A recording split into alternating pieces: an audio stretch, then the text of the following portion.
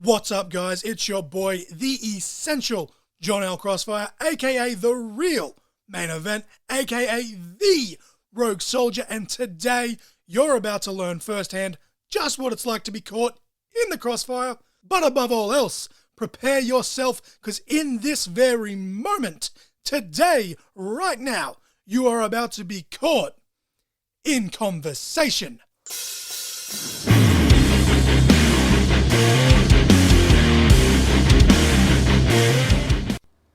Hey yo! Welcome, ladies and gentlemen, to episode 43 of Caught in Conversation. As always, I am the essential John L. Crossfire. It still boggles my mind that so many people tune in and listen to me ramble on, but the good news is today, my ramblings aren't going to be on their own. No, because joining me today, she's the one and only, the light of my life. She is my wife. She is the Miss Elizabeth to my macho man Randy Savage. Ooh, yeah. It's Mrs. Crossfire. Heyo, everyone. Heyo. How are you today, my lovely wife? Not too bad. What about yourself? Not too bad. I was listening to a podcast the other day. I'm listening to a lot of the Buttsman, Isaac Butterfield's podcast lately, as you know. I've just been binging the shit out of it. And he said, isn't it weird, like he was talking to one of his mates, like, you say, hi, how you doing when you hit record? Because, you know, it's pre-recorded and it goes out like a week later or whatever. And he's like, the dude he was talking to at the time, they'd been talking for like 2.5 hours before that, just setting it up and just chatting in general. We're married. We live together.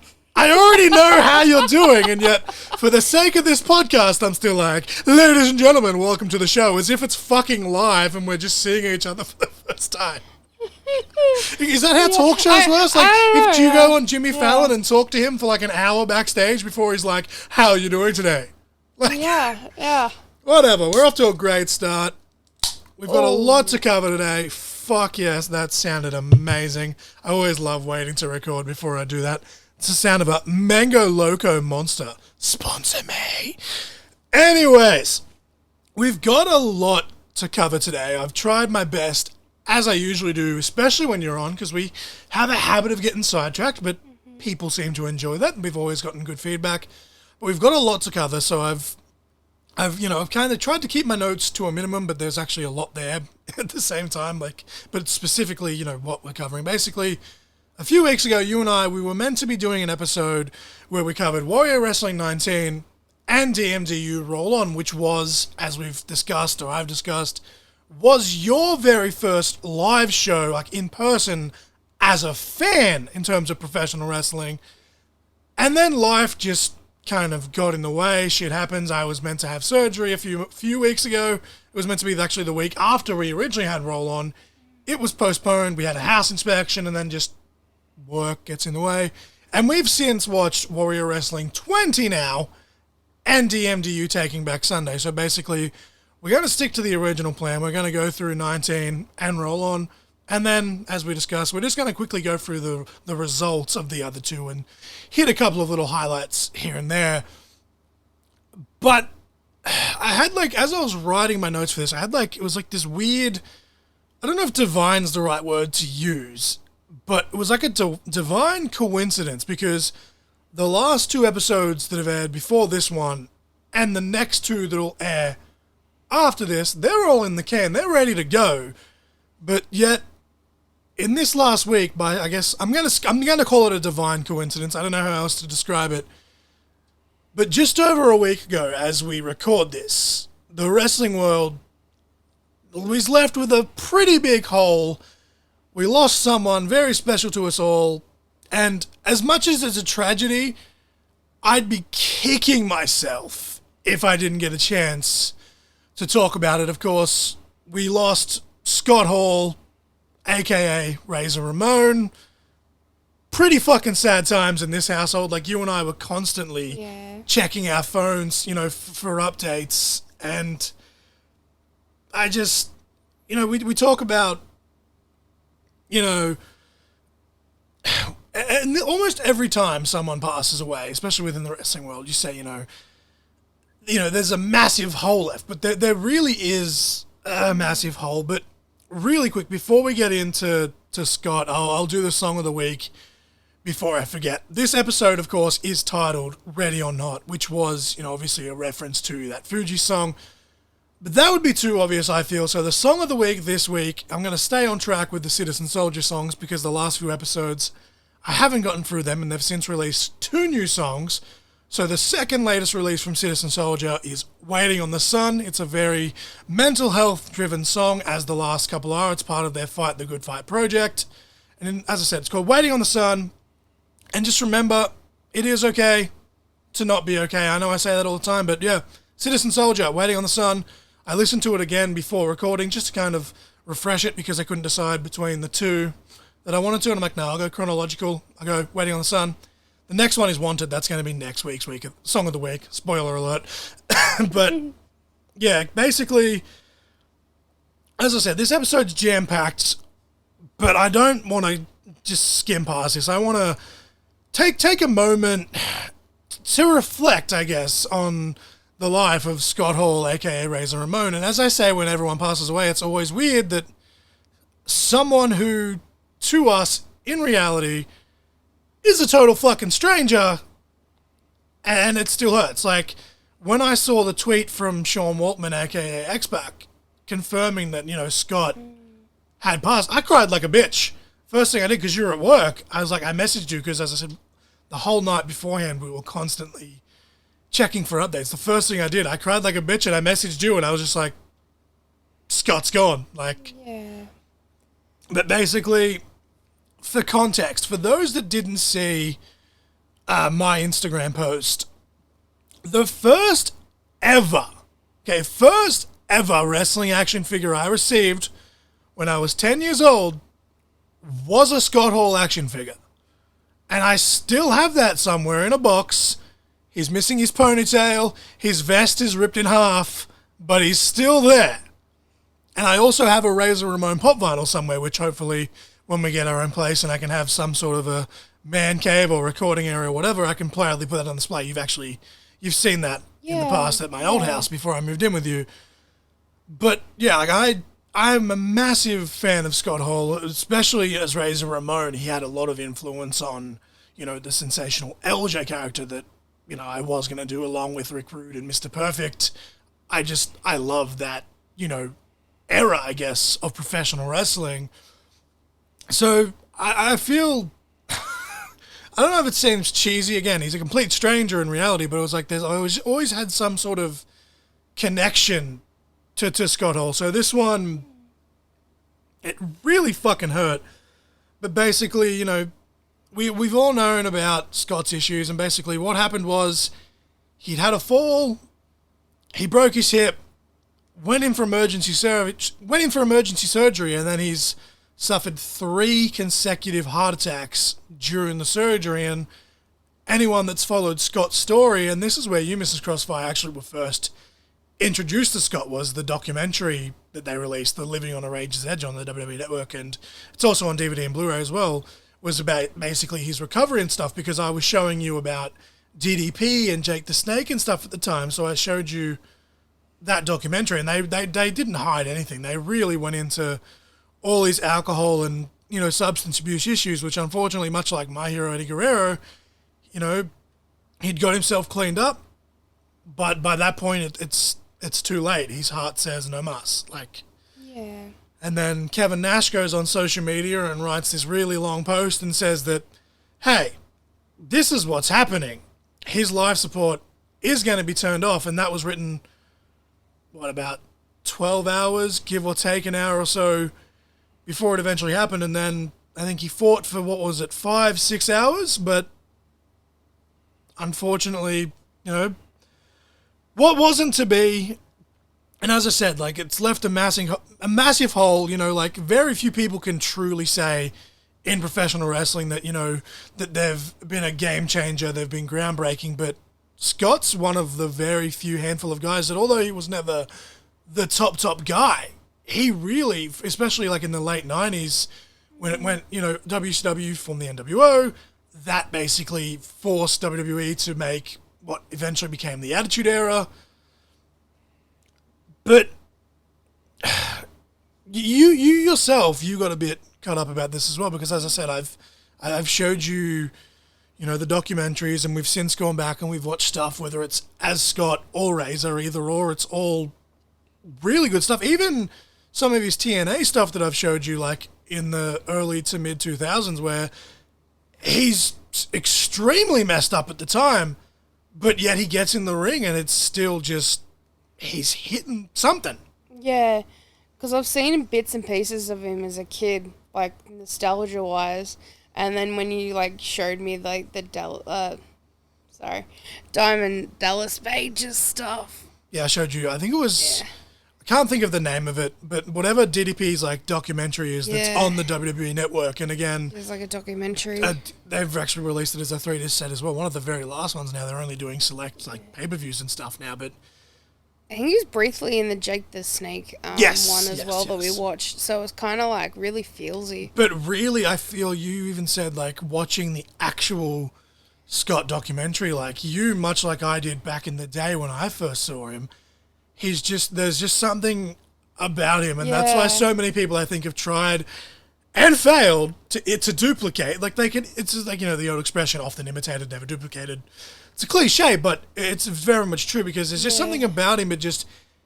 First of all, he's like 6'6" as it is, but like he just jumps off the screen and he just oozes pure raw charisma. And I guess, as Razor Ramon used to say, he was oozing machismo sort of thing. But from some of the stuff that I've shown you in the last couple of weeks and stuff that you've seen in the time that we've been dating, do you have any favourite Scott Hall moments, memories, not necessarily matches, or even just stories that people have told about Scott? Because you and I have been talking about this literally all week as we record this, just reminiscing and watching stuff. I'm just trying to remember stuff because my ADHD is terrible. My memory's only getting worse. But some of the stuff, like, the main thing I remember was pretty much like him as a bouncer and how fucked up his life was and what happened there with like that guy who was working at like, I think it was like a strip club or something. Yeah, they go into the documentary where Scott Hall, he killed a guy, and it was an act of self-defense, but that's clearly left some sort of impression, especially how young he was at the time.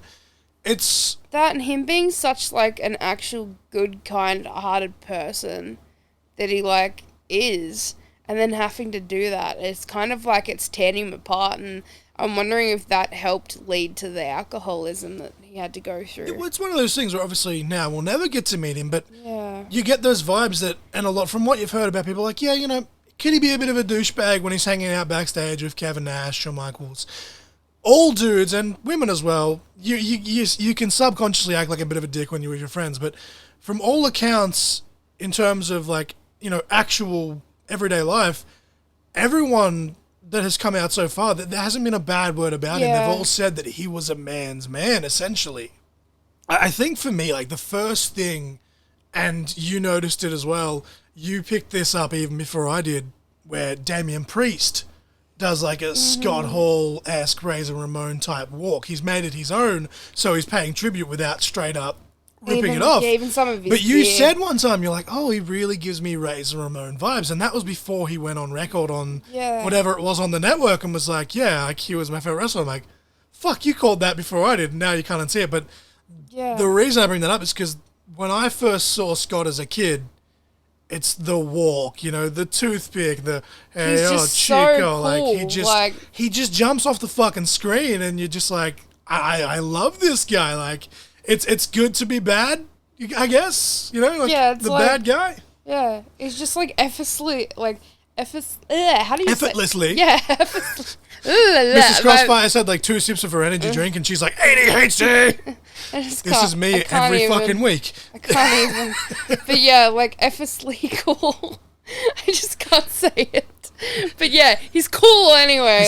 He's effortlessly. Now I'm doing it. He's effortlessly cool. Yeah. Says Mrs. Crossfire. That's what I was trying to say. Thank you. I'm going to need a fucking interpreter, I swear. Jesus Christ. But I just can't. Even from the actual matches standpoint, like we've been watching stuff all week and we've still barely scratched the surface. Because even some of like, the jobber matches or enhancement matches, he just has these little nuances that just just jump out. And you want to talk about like actual, proper high profile matches, like both ladder matches. And I say that tongue in cheek because back in the day, they were having like 20 ladder matches because they were having the same match every fucking night, but we didn't have the internet to see it leading up to WrestleMania 10 where they had, the first ever, wink wink, ladder match in WWE history. It's Razor Ramon, Scott Hall, versus Shawn Michaels, WrestleMania 10. They have a rematch the following year at SummerSlam 95. Both those ladder matches, absolutely fantastic. We actually just watched the WrestleMania one a couple of days ago, but then the feud and team that he had with 1-2-3 Kid, who would then go on to become X-Pac, aka Sean Waltman, as I mentioned him before, and then a match that, in the grand scheme of things, at least within Stone Cold Steve Austin's career, gets kind of shat on, but the match that they had at WrestleMania 18 with Scott Hall versus Stone Cold, I thoroughly enjoyed that. It's a very good match. And then just, you look at the WCW side of things, as I mentioned briefly, the formation of the NWO, that changed the landscape. Yeah. Like, that's a massive thing, and he was the first guy that, walks down through the crowd, and it's like, oh my God. And again, very, the internet didn't exist, or at least the very early stages of the internet. No one knew that Razor Ramon was no longer with WWF unless you were at the event where, the infamous curtain call happened, which is another thing that, should they have done it? Probably not, but him, Hunter, Shawn, Kevin Nash, pretty big moment. Of course, him being responsible for ending the streak of Goldberg. Well, obviously, the winner of the match was Kevin Nash because it was Nash versus Goldberg, but everyone remembers Scott Hall with the cattle prod zapping Goldberg because he was that big of a monster that he couldn't lose without being electrocuted. But that's another story for another fucking day. Yeah. But just so many good moments. And apparently, as I say, who's a man's man. There's a lot of stories going around lately, and I have heard it before, and I believe Sting has confirmed it. Scott Hall essentially helped Sting come up with the whole Crow persona, and of course, Sting was a fairly decent star within his own right when he was doing the whole Surfer Sting gimmick, but you could argue Scott Hall helped Sting become the star that we all know and love today. He's still going. He's in AEW right now with Darby Allin. Like, I'm not going to say that Scott deserves all the credit, because obviously Sting put in the work, but Scott saying, hey, look, you've got, this kind of build, you're doing this, why not do this? Like, just little things like that. And that's something that DDP has said so many times, like, Scott's come up with just little things. Like, Scott Hall was offered multiple times to be the world champion in WCW, especially when Hogan and Nash were in charge, and they were basically just taking turns of, hey, you want to hold the belt tonight? You want to hold the belt tonight? And Scott was like, nah, man. You guys do your thing. I'm going to do my thing, because he knew he didn't need the fucking belt to be over. Yeah, that's it. Yeah. But the Hall of Fame speech, I think, is the main thing. Like, all the videos and tributes on social media, everyone's been using some, paraphrase of that. I myself paraphrased it in one of the posts that I put up. It's just, I don't know. Like, I feel like I'm ranting, which... it's the point of the podcast, but I'm just... I'm pretty fucking depressed, to be honest. It might not sound like it. I'm uppity because I'm on the podcast with my wife, but it's going to be a while, I think, before I get over this one. And you pointed this out yourself, Mrs. Crossfire. I didn't even put this in my notes, but it just came to me. You pointed out that my hero, Eddie Guerrero, as I mentioned just briefly before, very similar situation, sorted themselves out. You almost compared it to that where, unfortunately in the last couple of years, Scott has fallen back off on the wagon in terms of alcohol. But in the grand scheme of things, it's a very similar situation where you have all these problems, you redeem yourself, and then it's gone. Yeah. Like, it's pretty fucked. But as I said, all the sadness here.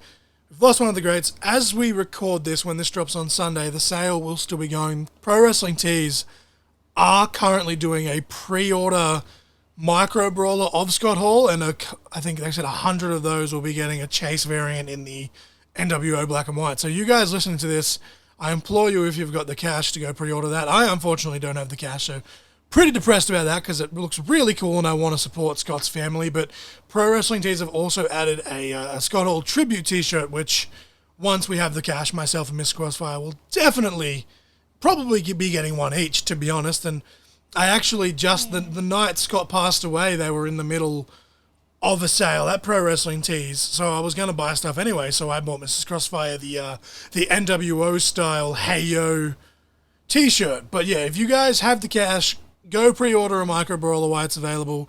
Go buy, it doesn't have to necessarily be the tribute shirt, but just go buy a shirt from Scott's Pro Wrestling Tees store, from, the Razor merch on the WWE shop. It'll support, his family and costs and stuff for the funeral. Just do what you can, or at least share it about. But yeah, I guess I just wanted to take a moment. We're 20 minutes in now, so obviously I've ranted more than I realized. I apologize to the guys listening. I apologize for Mrs. Crossfire. She's just kind of waiting for her cue. But I just, as I said, like some sort of divine consequence that I had 2 episodes in the can before this, 2 episodes in the can after this, and I actually got to talk about it because, as I said, I would have been fucking kicking myself if I didn't get to mention or pay tribute, to the bad guy. So I'll quickly transition into the match of the week. But before I do, I just got to say one thing. Hard work pays off. Dreams come true. Bad times don't last. But bad guys do. Hey, yo. Hey, yo. But because of all of this, the match of the week this week, it will be that match. It will be the ladder match. Arguably the greatest ladder match of all time in some people's minds, and you can't blame them. The psychology is fucking beautiful. As I just mentioned, we watched it a few days ago. The ladder match at WrestleMania 10, Razor Ramon versus the Heartbreak Kid Shawn Michaels. It's just, it's chef's kiss. I haven't said that for a few episodes now, but it's just, it's up there. It holds up. I implore you, if for some reason you are a wrestling fan and you haven't seen this ladder match, go out of your way to watch it. It's on the network. I'm pretty sure you could probably find it on YouTube or even like Facebook or Twitter. Someone's probably uploaded it illegally, whatever. I think WWE actually may have, at one point I know they did have the full version of it on their YouTube channel as well, from like the start of the bell to the end of the bell sort of thing. But yeah, just the match of the week this week, Razor Ramon versus Shawn Michaels ladder match, WrestleMania 10. But we'll move over to the wrestling portion of it. And as always, Mrs. Crossfire, if something, jumps in your mind, feel free to jump in. Mm-hmm. I've written notes, so I'm just going to go through. As I said, it's been a couple of weeks since we've watched Warrior Wrestling 19 and the first half of Roll On. So, I know what you're like. You're like me, especially when you're on the spot. The ADHD kind of just, everything just gets pushed. But if anything trickles, so terrible. If anything trickles as I'm going through my notes, feel free to jump in. I really should write notes, but then it's just like, then I get all jumbled reading the notes and my eyes are stupid because of the headaches and shit that I get. So it's like, I don't know. But yeah. But straight off the bat, Warrior Wrestling 19, though, I can't remember the name of the stadium because, again, this is super delayed and I didn't write that down because I thought I would have remembered, but here we are. They're in a stadium. It was like an old Lucha Libre type venue that we both appreciated, both the outside and the inside. Just looked amazing, and we kicked it off, and we kicked it off sticking to that theme almost. We kicked it off with the Warrior Wrestling Lucha Championship. We had the new champion, Sam Adonis, defending the championship against the fresh back to the indies, Lince Dorado, since leaving WWE. And Lince Dorado was actually acting a little bit heelish in this one too.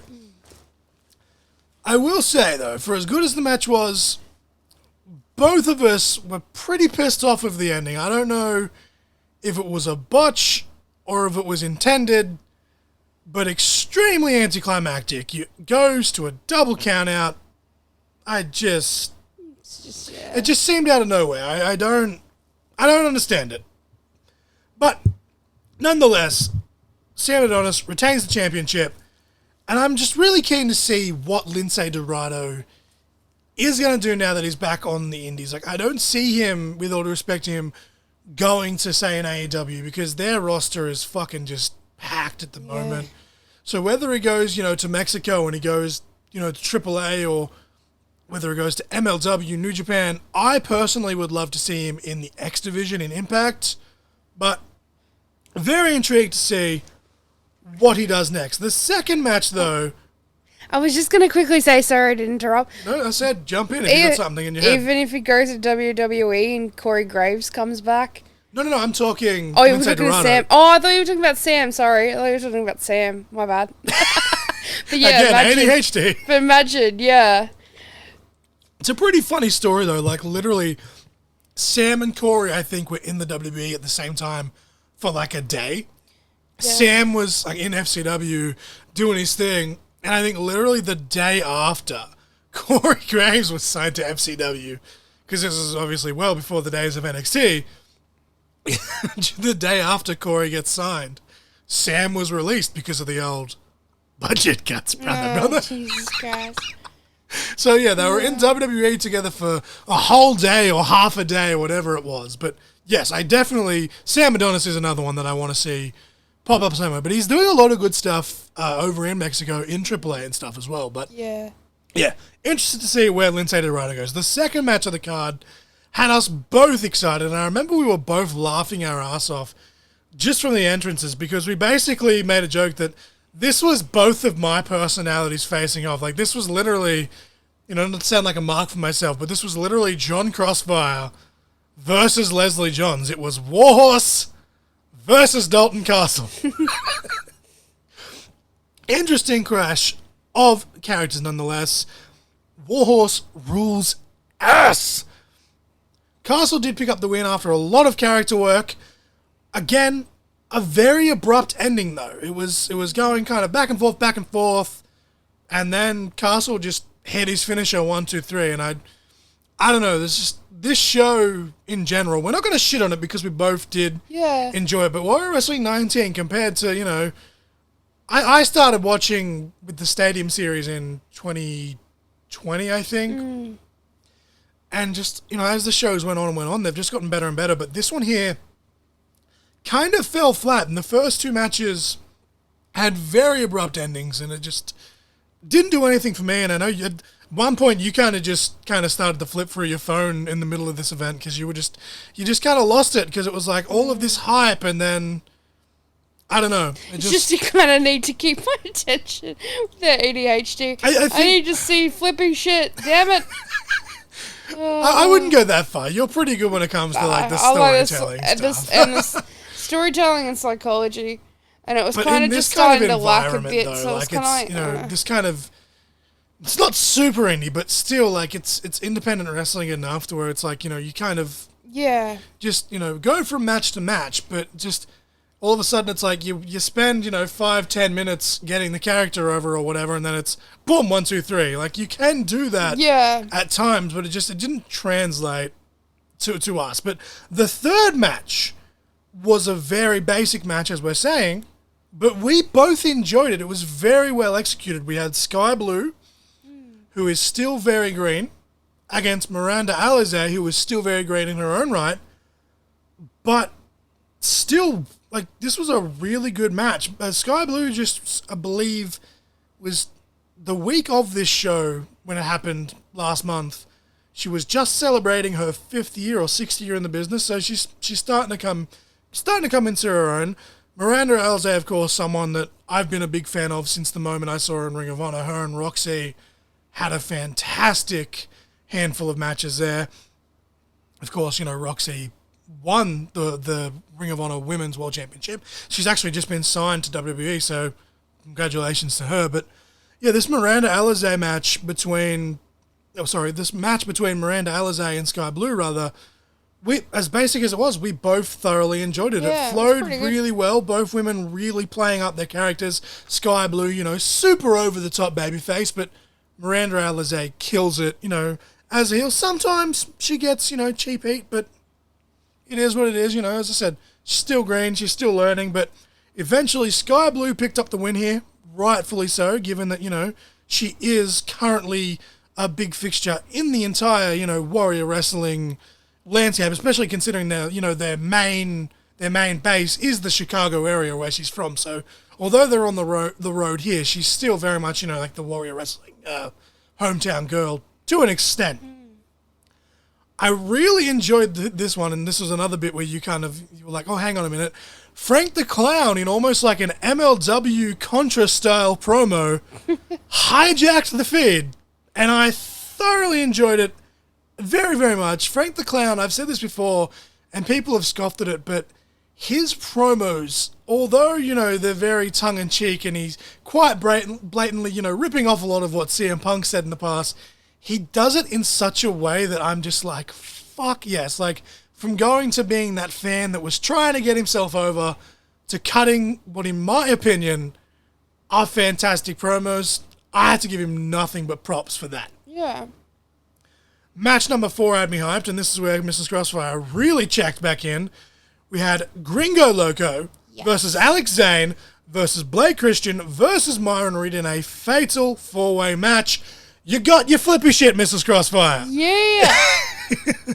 I was really looking forward to seeing this one. I'm a big fan of all 4 guys. I really love Alex Zane's new look as well. It's really different compared to what he's done in the past, but I love the whole the red fur coat, and I'm getting Macklemore vibes. I'm getting major Becky Lynch, big time Bex vibes actually.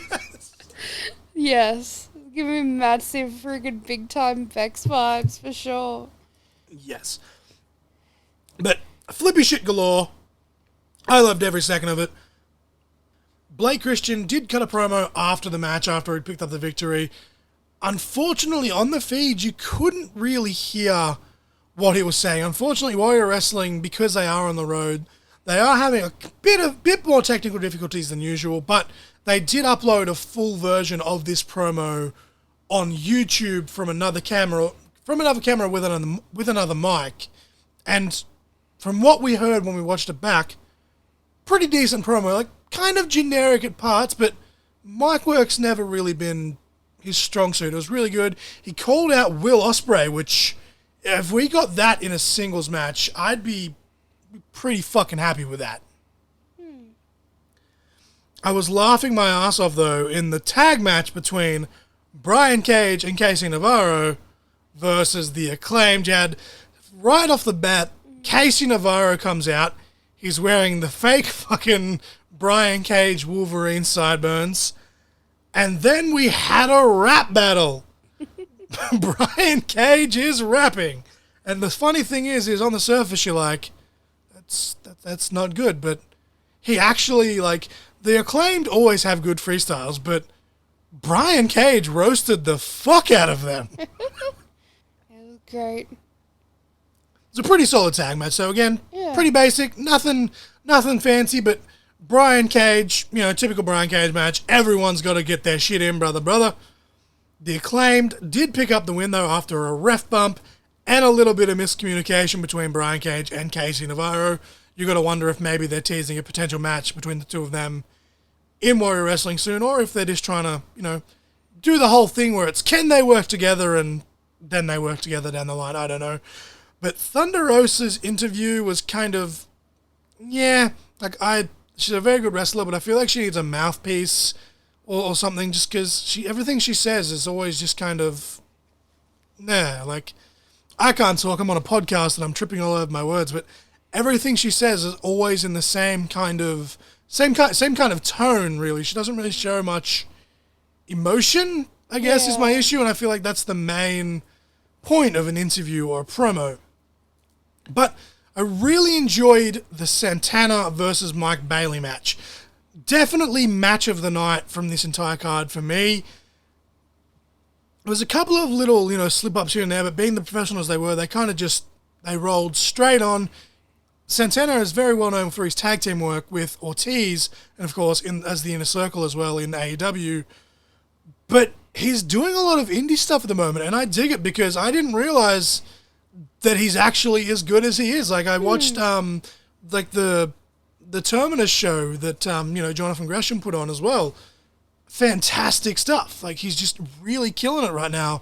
is Santana, and I can't wait to hopefully see more of him, potentially doing more on the indies as well. Of course, I love him as, a tag team partner with Ortiz, and I'm looking forward to seeing what they're doing now that they've kind of broken away from Chris Jericho and AEW. But yeah, Santana, I don't know if surprised me is the right thing to say. Maybe that discredits, the talent that he has, but it's very welcome, the stuff that I'm seeing from him at the moment on the indies.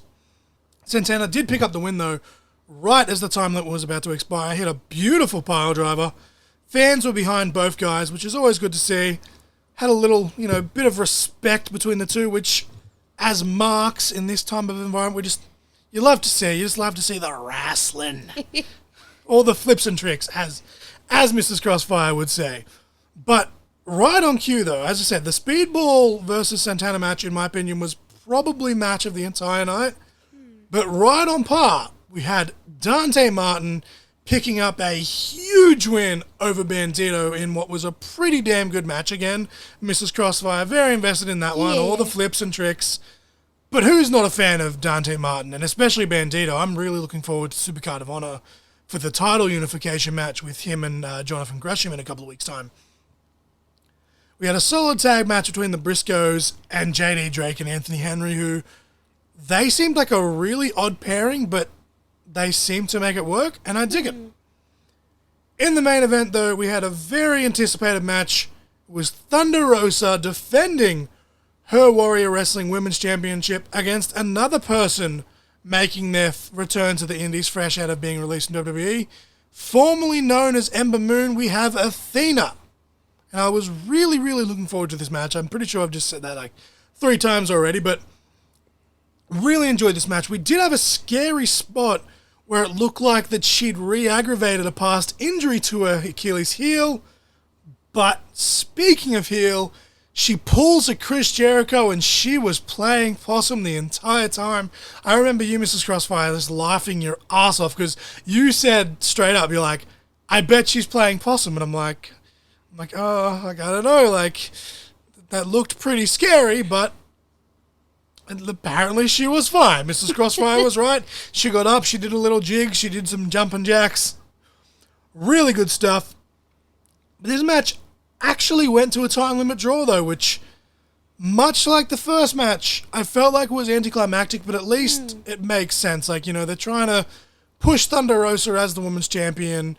They're trying to make a big deal about Athena being back. It obviously opens up a rematch in the future, which we will briefly touch on when we get to the next Warrior Wrestling show. But yeah, Thunder Rosa retains.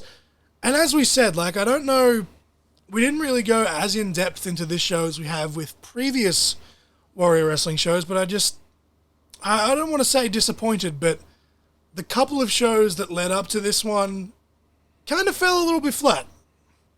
The results from Warrior Wrestling 20, however, we had Brian Pillman defeating Silas Young. I very much enjoyed this match, but you and I were really confused because Brian Pillman was being very heelish throughout this, and then at the end, he did win by cheating, but it was like a sneaky babyface type cheating, and he got cheered, so I'm like, I don't know what's going on by there, but I did enjoy the match, a very solid opener.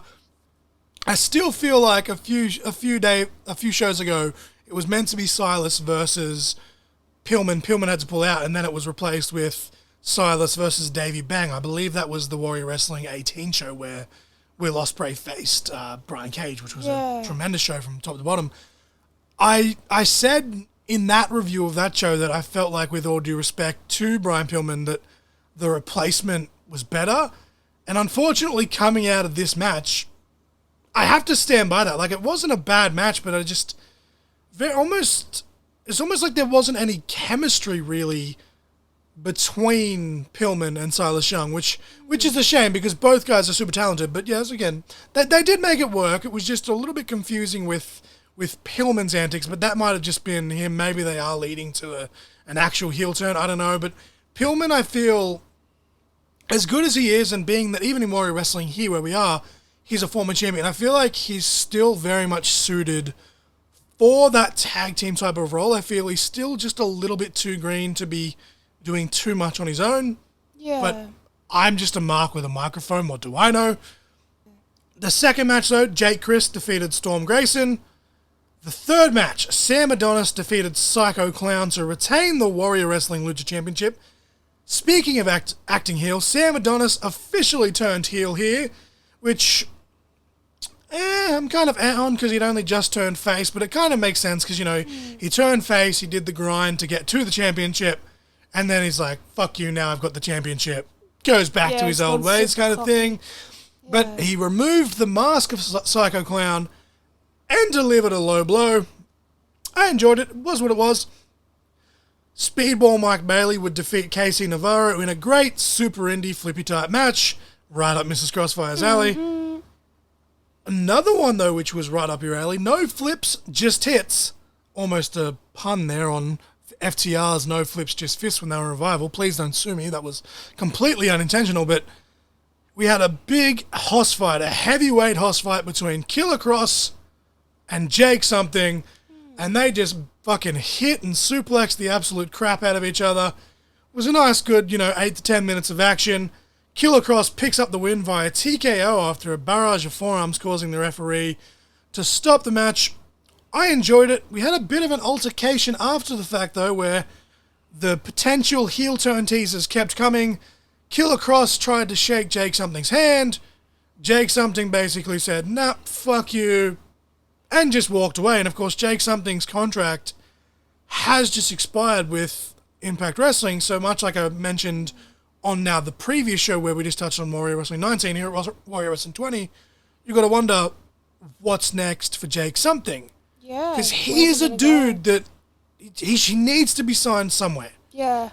Like, I'm not saying, he should be AEW World Champion or WWE Champion, but he could be a fixture on someone's roster, and I feel like it's going to be a shame if that doesn't happen. But I personally would love to see him in New Japan, because you look at guys like Jonah who kill it over there, and then, guys of the past like a Big Van Vader, or even, Tensai when he was, Giant Bernard. You look at guys like Doc Gallows. He was a monster in Japan. Like, yeah, he's just got that big, gaijin frame that they love, sort of thing. Almost like, I'm not going to compare him to him, but, Stan Hansen, Bruiser Brody sort of thing. Like, he's got that sort of look. Yeah.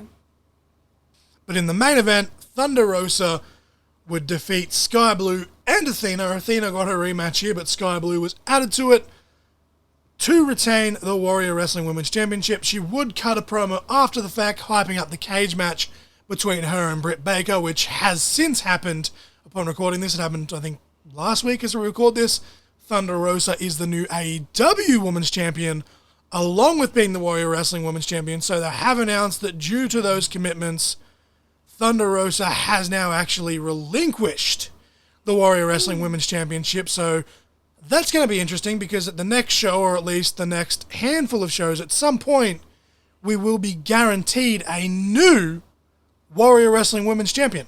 It's pretty exciting. I'm keen for that. It's always exciting. Like, it's like, when you have a tournament or something. Like, even if it's not a tournament and it's just a match between, hey, say we go Sky Blue versus Athena or whoever else, it's just the fact that a champion is gonna be guaranteed. There's always I dig it. I dig it. Yeah.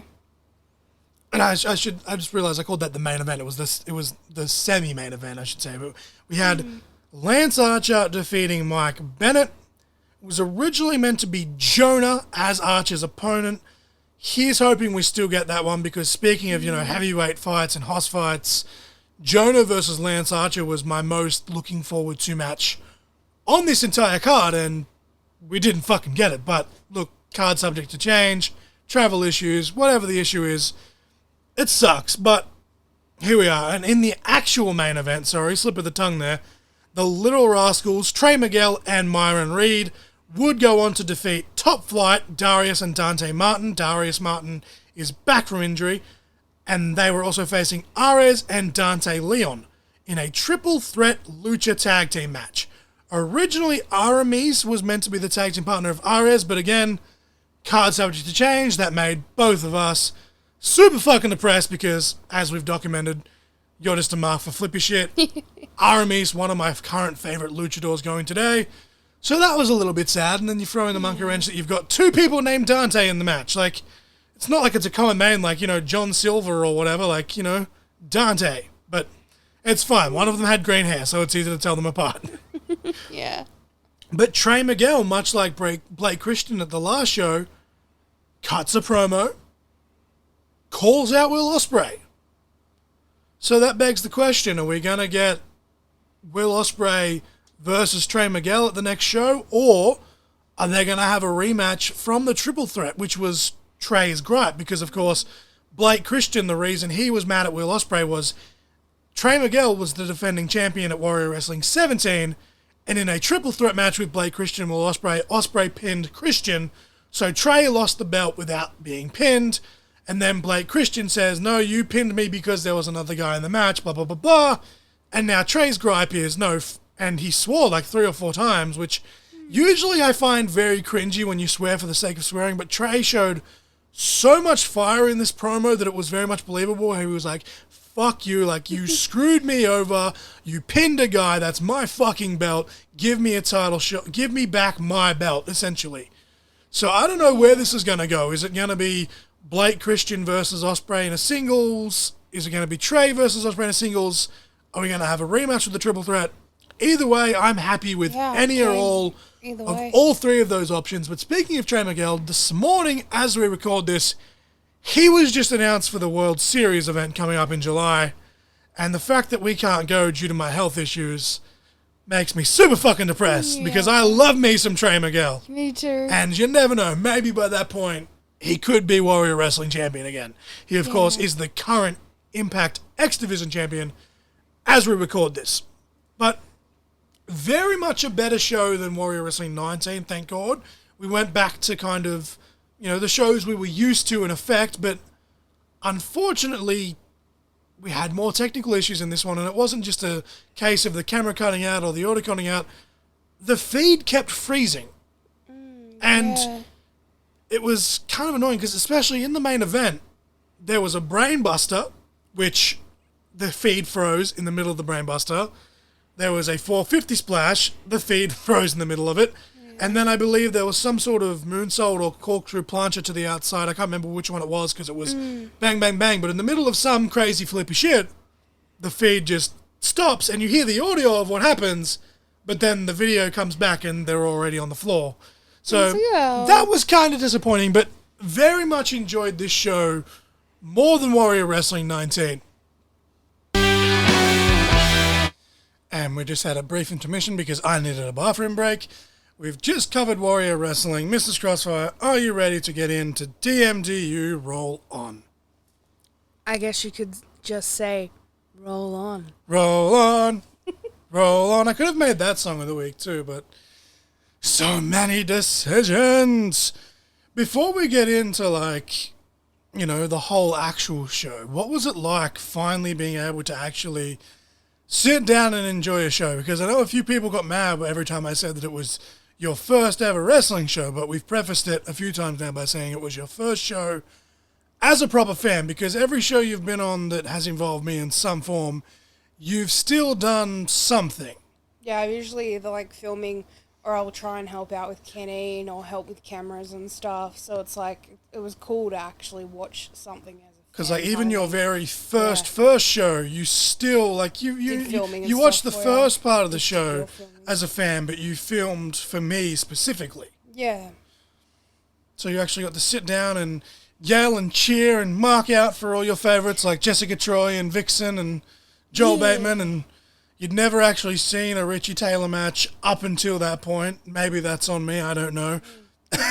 Yeah, I haven't got to experience any of these matches, but it was cool. It was just the atmosphere. I think you have seen bits and pieces, when I've been watching DMDU, some of the shows. Some of the shows that you haven't watched, like the very first show. I believe you watched the Richie Taylor Charlie Evans match with me when Richie won. I did actually. Actually, now that I think of it, so there you go. You've had one. I think that's the only match you've watched from start to finish. Other than that, it's just been kind of in the background sort of thing. But I took you to Melbourne. It was part our honeymoon / your birthday, because you, like me, are a mark, and you thought it was a pretty cool birthday present. I thought it was a pretty cool birthday present, if I do say so myself. But yeah, your very first wrestling show, and straight out the gate, first of all, I should say, we had Aaron Dick and the unfortunately injured Tyson Baxter as the commentators, which obviously at the live experience we didn't get to hear what they were saying, but straight out the gate, your very first match, you know, as an actual fan, and we had a very scary spot in the opener, which we'll get to, but to start off, we had a clusterfuck scramble with York, Jordan Sampson, Kid Valiant, Bruce Buchanan, first time seeing him work here for me, Broderick Valentine with Natasha Valentine by his side, and Rochelle Rogue. Lots of theme song bangers in this match too, which we're always vibing to the theme songs of DMDU when watching them on the TV, but that's something that I don't think will ever be able to be duplicated when you're live. Like, just all the bangers, all the feels, getting us all pumped up. But what did you think of this match before we got to, or should say, before and after? Like, taking out the nasty spot aside, I guess I should say. I thought it was great. It was cool. Like, you had everyone getting their shit in. It was great. Well, very much like, because in a six-way, like, obviously there's still a story to be told, but in these types of matches specifically, I feel like they have to be kind of go, get your shit in, go home sort of thing. Yeah. And someone that, for me, and I might be biased because I'm a very big fan of hers, but someone that really stuck out in this match was Rochelle Rogue. Like, I've been following her for quite some time. I was lucky enough to be in a battle royal with her very early on in her career, and she really, in this match particularly, she hit kind of, basically you call it the Stratusfaction. Like, it was the Trish Stratus Stringboard Bulldog, but she hit that absolutely fucking beautifully. Got a nice reaction as well. Didn't get the win. York got the win with his, ripcord lariat, Rainmaker, call it what you want. He calls it Hold the Line because his theme song is Hold the Line by Toto, which again, fucking banger, but we had a very, very nasty spot where Broderick Valentine went to jump off of York's shoulders, and I believe he was originally going for a moonsault. He was just way out of position. Probably shouldn't have done it to begin with, but who am I? I'm just a mark with a microphone. Took a very nasty spill to the outside, and the sound it made... So I don't know how they did it, but the angle that they used on the IWTV section somehow made it looked better than it actually was, because from where we were sitting, it was fucking nasty, and obviously being front row was just an almighty fucking splat. I just... Ugh.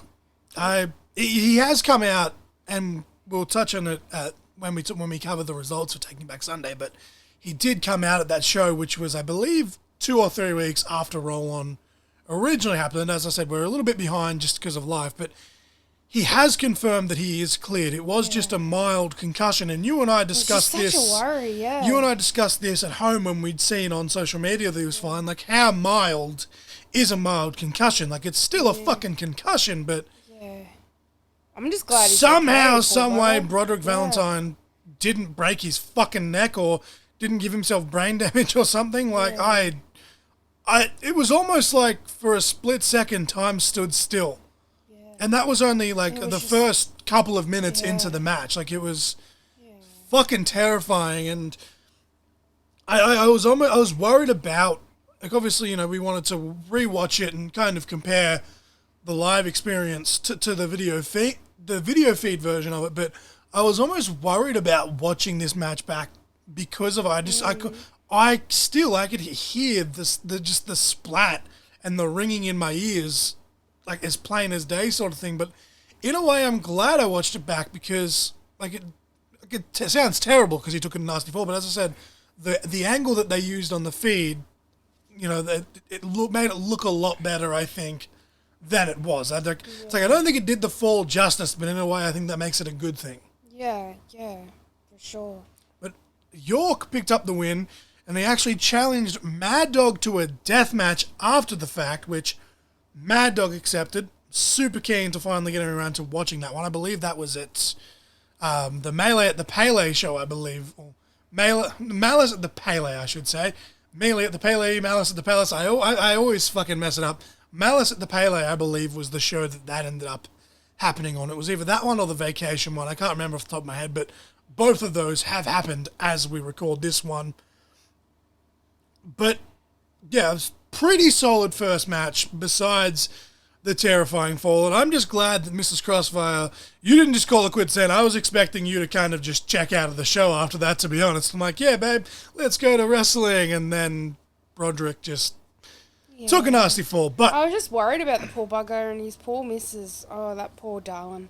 Because it's just when you've injured yourself before and I've been there and I'm all upset. I was just like, I just want to hug her. Even when I injured my know me. ribs in what ended up being my now last match, and my body was just like, oxygen? What oxygen? You're not allowed to breathe.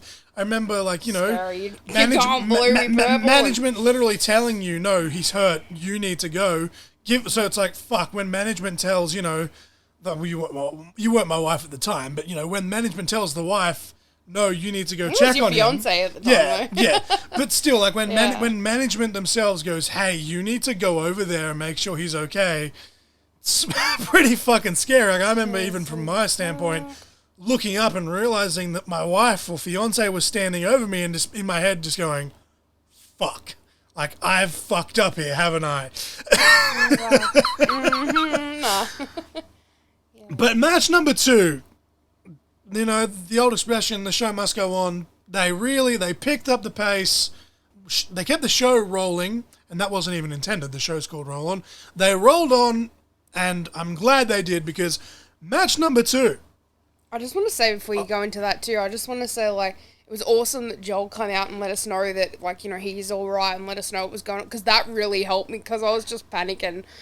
So it was good that he come out and let us know what was going on. Yeah, before he cut the promo later on as well. Yeah. I'm glad that, and on the like the feed when we watched it, I believe Aaron Dick and stuff as the show went on, I think they prefaced that as well. Yeah, it was obviously good. You know, the people that are watching on IWTV, I think it went up like a month after or 3 weeks after or whatever it was. Yeah. We're watching it even later. We watched it even later than that. But I believe, they were like, hey guys, you know, blah, blah, blah. Because obviously they're still calling it in real time. So they're like kind of, But the second match was fucking fantastic. The people behind us were kind of annoying because they weren't like traditional wrestling fans, which, hey, look, if you're coming to your first wrestling show, that's fine, but they kept like talking through this match and I was like, it's such a good match, shush! Just mark out like a normal person. But we had Misspent Youth, Aisha and Murdoch. They were defending the DMDU Tag Team Championships against BDE, Big Dude Energy. That's, of course, Big Dave and Ricky Gilmore. What did you think of this match? I thought it was pretty good. So I like that Aisha's kind of giving me those heel vibes, like she's going to turn soon. I was loving that. It was good. That riff that they seem to be having, it's great. You know, Aisha has said herself, you know, on podcasts, like, you know, you don't want to break kayfabe too much, but I think in this day and age, we know what professional wrestling is, and she's said openly that she's much more comfortable working as a heel, but in saying that, that's only because that's what she's been more experienced in. And this tag team's allowed her to be a babyface, but I feel like, especially, like, obviously DMDU, they don't just do the traditional one show a month like most Australian companies. They've had, I think, all up this year, if, you know, the pandemic and stuff can stay away, once the show ends, once, you know, this year ends, they're going to have 20-odd shows. Yeah. So that's a pretty good fucking chunk of shows. So I feel like if you're going to keep doing that and they're going to remain champions, I think a heel turn for Misspent Youth may potentially be what's best. But I'm not a booker again, we're just marks. But I feel like, as you say, like, she just does it so naturally. So good as a heel, oh my God. Like, she's just, her facial expressions are... Like, for the main part, like, I think the only person I cheered for that was technically a heel on this show was JXT. Because JXT's my dude. Like, and even you were kind of cheering the faces, booing the heel. It's like almost like an unofficial win. Just because it's fun, right? Like, you go there, you mark out, whatever. But you know, Aisha is a natural face, like because of her size, she's got the underdog thing. But the facial expressions, if they do pull the trigger on a heel turn, I'm hoping they don't break up Misspent Youth because fantastic tag team. But just I get what you mean. Like she was constantly leaning, and we'll get to the finish in a minute, which solidified that. You missed it when we were live when she goes and gets the glass bottle. Yeah, I actually, and that's what it like just kind of like got me. I was like, that was fantastic. I've written that in my notes. So basically, for me, what I wrote was, I genuinely didn't know who was going to win, and I love that shit. That was my exact quote that I've written here in my notes. I was on the edge the whole time. It was booked really well. It was great. If I was to be slightly nitpicky, when Big Dave kicks out of the package pile driver through the door, it didn't translate on the video version as well as it did on the live feed. And I feel like, you know, like shit happens, whatever, but, well, not live feed, but you know what I mean? But, you know, kicking out of their finish, I'm usually on that as it is. Yeah. But in person, the atmosphere, unfortunately, for that specific spot, that one spot in particular, it didn't kick out. It was kind of like, because I remember it being loud when he kicked out, but through the IWTV feed, it was like he kicked out and it was like, oh, holy shit. And thank fuck we had, you know, Aaron and Tyson doing such a fantastic job and they were able to really get it over. But for some reason, like the pop, I think, just didn't come through the screen as well as I thought it did. But then maybe in my head, I overestimated what it was because I was there live. But I just feel like it felt bigger in person than when we rewatched it, but maybe that's just me. The border toss, you know, and which is funny because that's almost the version of the Razor's Edge now you think about it. The border toss to fucking Murdoch over the top rope through the two doors was fucking insane. And especially, you know, considering you'd just seen in the match prior Broderick take that spill on the same side of the ring, mind you, and as they've thrown him up, we're just like, oh no, but it looked fucking sick. Murdoch was okay. I'm pretty sure, and I'm still stand by this, I'm almost positive they broke one of the chairs, one of the venue's chairs. Yeah. It looked like maybe it was just the way that it was leaning, but it looked like it was like twisted at the bottom. It was great though. It was great.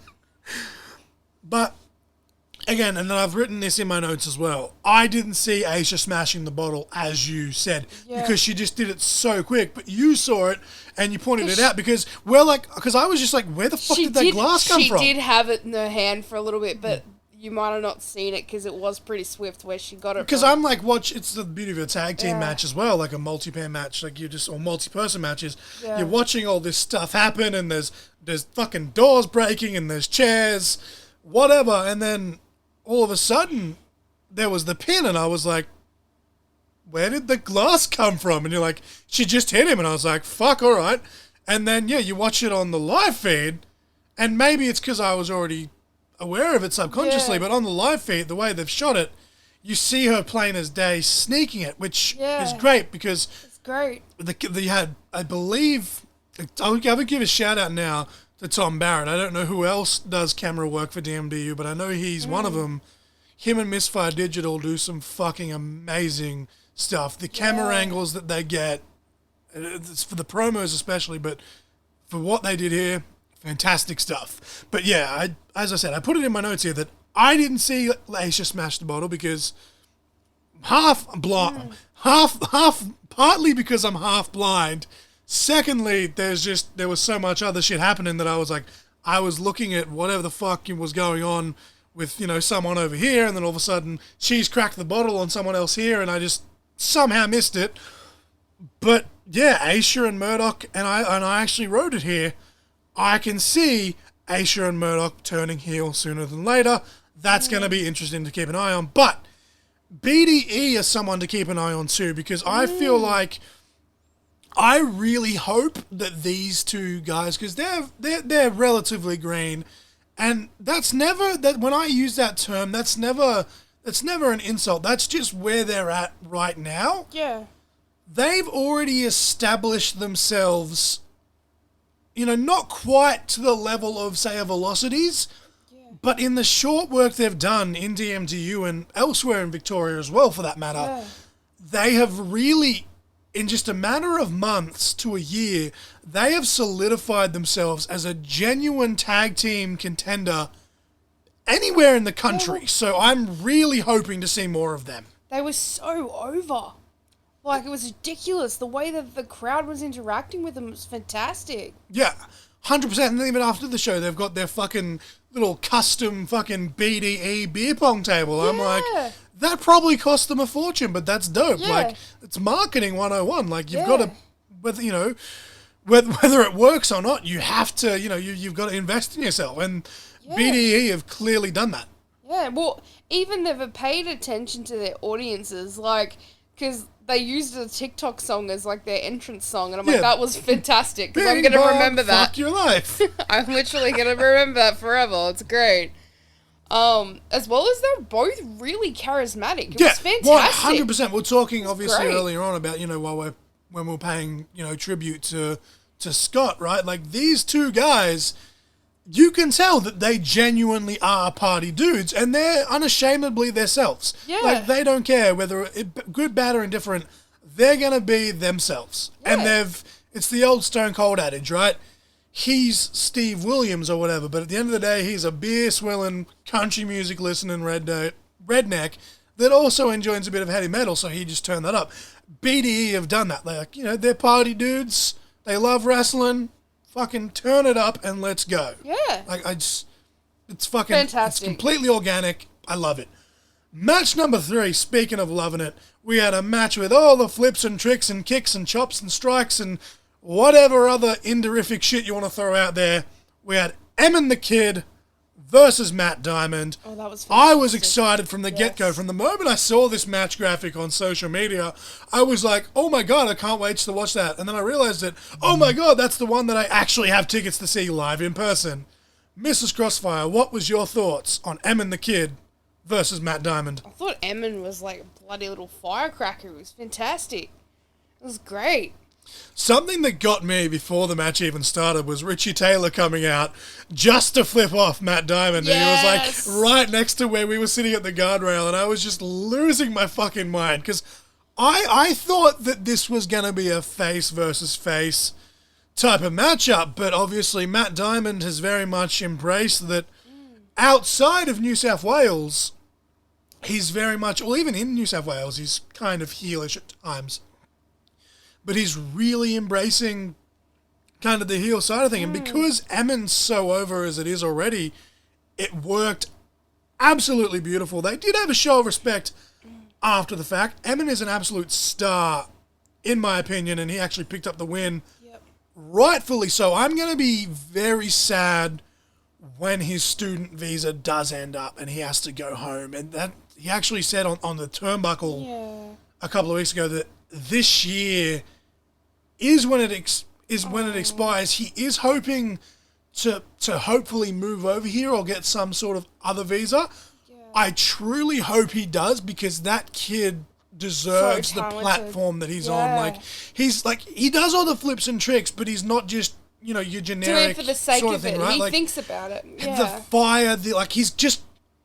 So much passion. It sounds cliche when you throw it out there, this, to say fire and intensity, but it just, much like the charisma with BDE, right? Yeah. When he's throwing his kicks and when he's hulking up, for lack of a better term, right? When he's making that comeback, you can feel it, right? And whether you're in person like we were, or even when we're watching it back on the feed, it translates through the screen. And that, to me, is the most important thing. Like, you can go out there and do a flip or say a catchphrase or whatever, depending on what your gimmick may or may not be.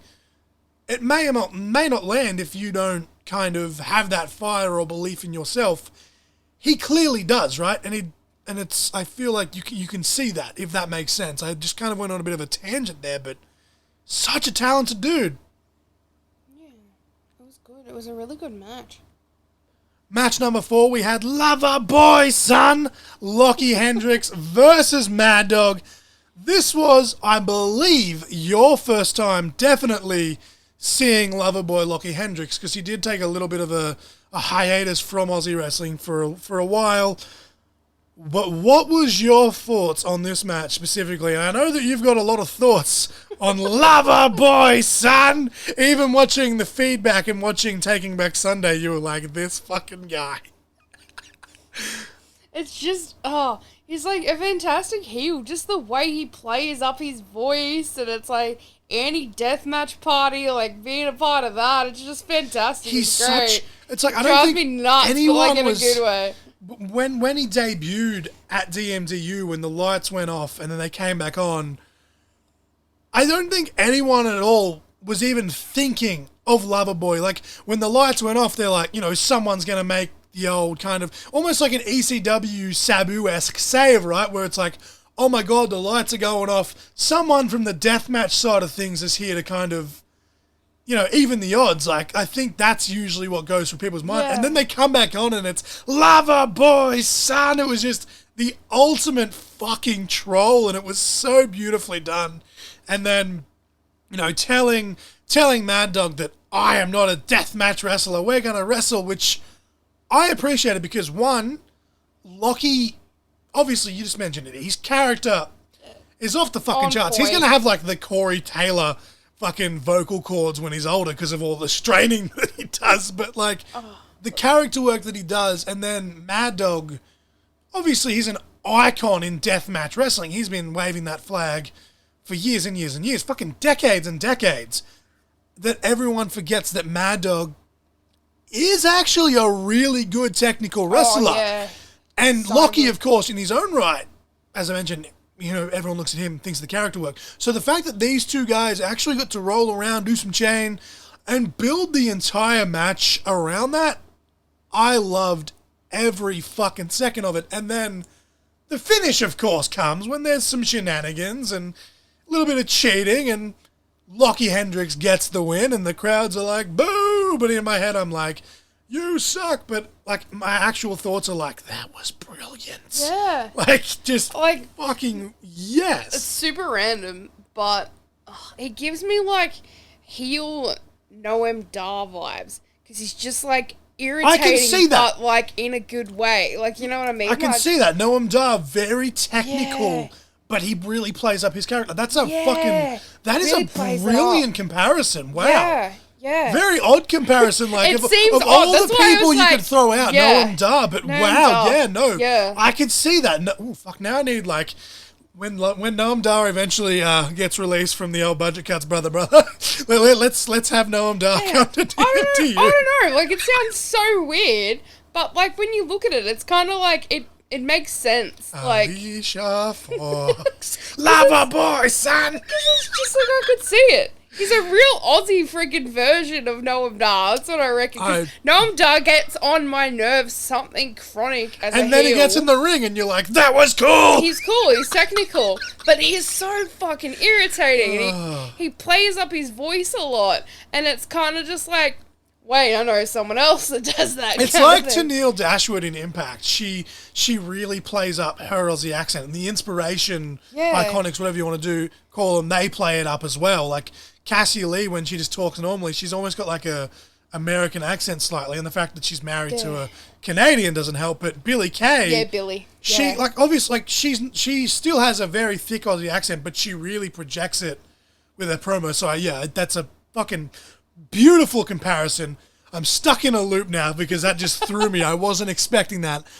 Before we move on, though, the anti-deathmatch party's ring jackets with, like, the parody of the old AWA logo. Yes.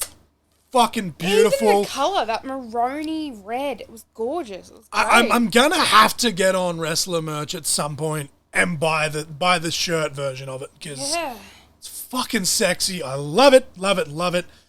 Match number 5 had both of us excited from the moment it was announced on social media. We had the DMDU Heavyweight Championship. Royce Chambers was defending against your girl, Mrs. Crossfire, Jessica Troy. Mrs. Crossfire, unashamedly a huge Jessica Troy mark. But if you are a follower of Australian professional wrestling, who isn't? I've said this so many times to so many people, and they always seem to agree, and I don't doubt, Mrs. Crossfire, for a second that you will. I think we've actually talked about this. We may have even talked about it on the pod, but Jessica Troy, in my opinion, is the number one wrestler in Australia that isn't signed anywhere else. Obviously, you know, Jonah's signed to Impact Wrestling currently. Robbie Eagles signed to New Japan. Got a handful of people on the indies, like even Buddy Matthews, right? He's over in AEW now. Jessica Troy, in my opinion, the best wrestler in the country right now that hasn't been signed. Right up there with Mick Moretti as well. But Jessica Troy is actually touring the US in a couple of weeks' time. Oh, sweet. I didn't actually know on that. Mania weekend, where all the lights are on. So if she doesn't get signed somewhere off that, I am going to be very, very surprised. Yeah. But before I go on my rank, because I've got a few notes for this match, what did you, like, you being a mark for Jess Troy aside, what did you think of this match? I thought it was great. The chemistry between the two was fantastic as well, because you just had, like, Royce being, like, an absolute dick to her, and she's just not taking it, and she's just hitting into her, and she's just into it. It's great. What I love about Jess Troy's matches a lot of the time is, obviously she's the smaller of the smaller competitor 9 times out of 10, but they don't do it in this is a man versus a woman. It's just that she's the underdog competitor, right? Yeah. And she fights back and she fights back, and eventually Yeah, Royce Chambers does retain, but she just takes no shit. I just wrote fantastic match of the night at that point for me. Yeah. And again, just like the tag title match, this is the most important part to me. I had no fucking idea who was going to win. Yeah, me either. There was It so was many nuts. so many matches now where indie wrestlers, they'll do their flips, they'll do their tricks, and it's kick out. But both these people, both these wrestlers, both these competitors, just so fucking good at their craft. Yeah, because it's like, you know that I'm really good at it. I always can usually pick the winner with a lot of matches. Those two could not. Because I was like, you know, surely, I'm like, you know, Royce, you know, on paper should retain because he had that match coming up with Edward Dusk. But then I'm like, you know, Jessica Troy arguably had match of the entire weekend, the weekend that Richie Taylor won the, you know, the heavyweight title. She was in that tournament. Her and AJ Istria had a fantastic match. Her and Caveman Ugg on the second night had a fantastic match. And you're like, I could vie Jessica Troy as a wrestler, as a competitor, and she just so happens to be a women's wrestler on top of that. I could view her as DMDU heavyweight champion, and I would get behind that every fucking step of the way. Yeah, for sure, yeah. She is one of those ones where I will defend intergender wrestling till I'm blue in the fucking face. Yeah. And Jessica Troy is one of those competitors where when people say, why would you condone that or whatever, go watch just about any Jessica Troy match and then come back to me and tell me you didn't enjoy it. If you're already a wrestling fan. Like, if you're an outsider wrestling fan and you're shitting on that, then you're probably not going to change your mind anyway. But, yeah, you actually bought a shirt from one Jessica Troy after the show, Mrs. Crossfire. I should say, I bought it for you as part of your birthday present, and you actually got a little bit starstruck. You were going to ask for a photo, and then I'm like, I can ask for you, and you're like, no, she's busy. She's busy. I don't want to be like a supermarket. She'll think I'm uncool. Royce Chambers, though, did really make me laugh in this match with his antics. Very much playing the very subtle heel. Like, obviously, he's more of a twinner, but very much a subtle heel in this match. The Canadian Destroyer, or Destroyer, through the door. Fucking sick. Looked awesome. You actually, if you watch it on the feed version, because obviously we were kind of on the opposite side, you just kind of see them both crash through the door and you're like, holy fuck, that was cool. On the IWTV feed, you just see Royce's head just disappear.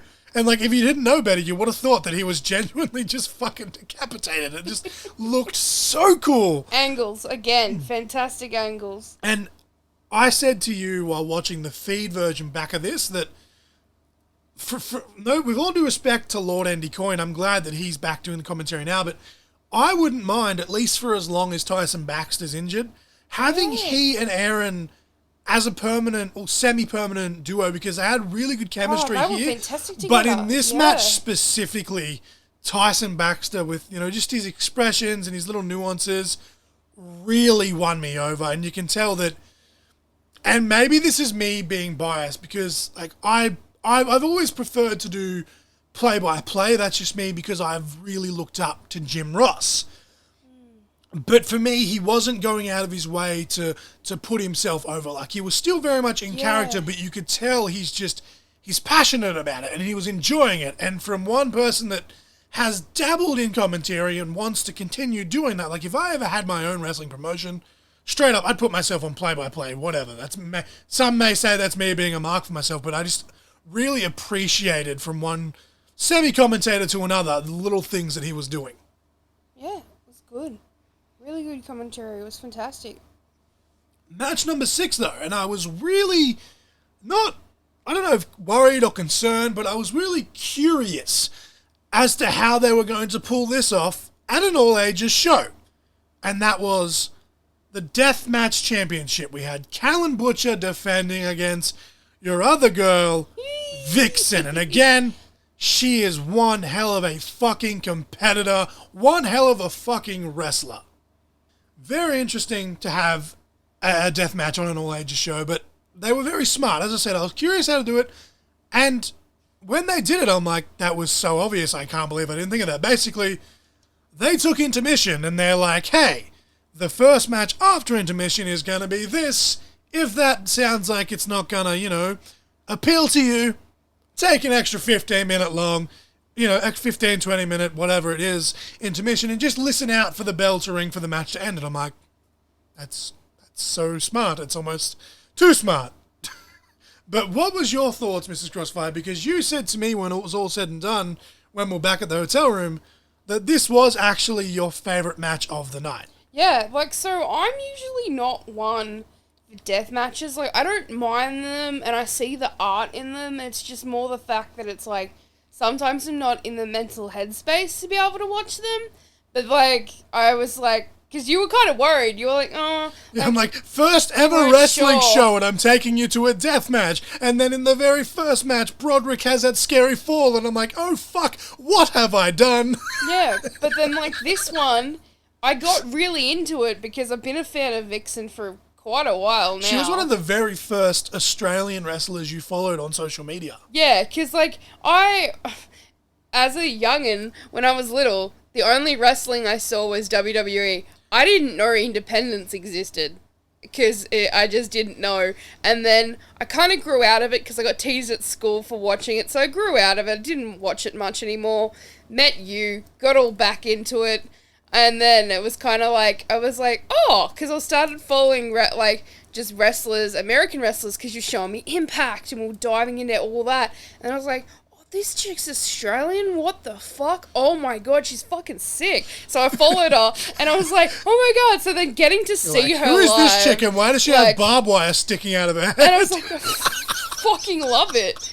Because Mum and them, a lot of, back in the day, female wrestling was pretty shit on, WWE. At the time you and, your younger brother were watching, that was around the time that Edge and Lita are having a live sex celebration, so and her titty accidentally pops out, and it's like, oh, that's an actual nipple, oh no, you shouldn't be watching that, and then there's, bra and panties, and because Mum and them were worried that we'd go to school and say, hey, we see titties and shit on TV, so Mum's like, nope, and turns it over. So we didn't get to watch much of that stuff. So just getting to see a badass chick like this, and it's looking back now, Trish and them were awesome. It's just I didn't get to watch a lot of it because of stupid bras and panty matches and shit. So it's cool that women like this are paving the way. It's sick. And it was just, I just marked out super hard. So it's probably one of my favourite matches. It could be because I was just kind of marking out because I finally got to see her live and stuff. But it was a fantastic match. It was great. But I feel like the thing with death matches is, and I'm going to paraphrase here from Piers Austin over on Shooting the Shit Uncensored, right? Where it's the reason deathmatch wrestling in particular does get such a bad rap is because there's so much bad deathmatch wrestling out there. But then it's there's so much bad wrestling in general, right? Bad wrestling's bad wrestling. When it's done right, it's done right. You can appreciate deathmatch as the art. You're just not big on for example, the skewers, the cheese grater, stuff that involves stabbing and stuff is when you're kind of no, cringe, whatever. And, but they didn't do it here. They really, and because it was still all ages, I think they sorry to cut you off. I feel like they kept a little bit of, the chains on a little bit. Yeah, which worked out better because they built to it. With that stuff, I used to be okay with it. It's getting a bit personal here, but my brother's friend was murdered and he was stabbed. So seeing stuff like that, it just triggers me. Trigger warning. Yeah, it triggered me, and he died. He got murdered. So watching that stuff sometimes it triggers me a little bit. So I've got to be in a good headspace to watch it. But yeah. I guess I think for me, the question is: did you prefer this match live and in person, or watching it back on the feed? Oh, I do live and in person. Because I think it was the atmosphere. It was fantastic. Well, see, I always say you can't duplicate atmosphere, but I enjoyed it. I enjoyed it just as much, though, I feel, watching it back. Like, I was still marking out, because, again, you're watching it from different angles as well, and you get, like...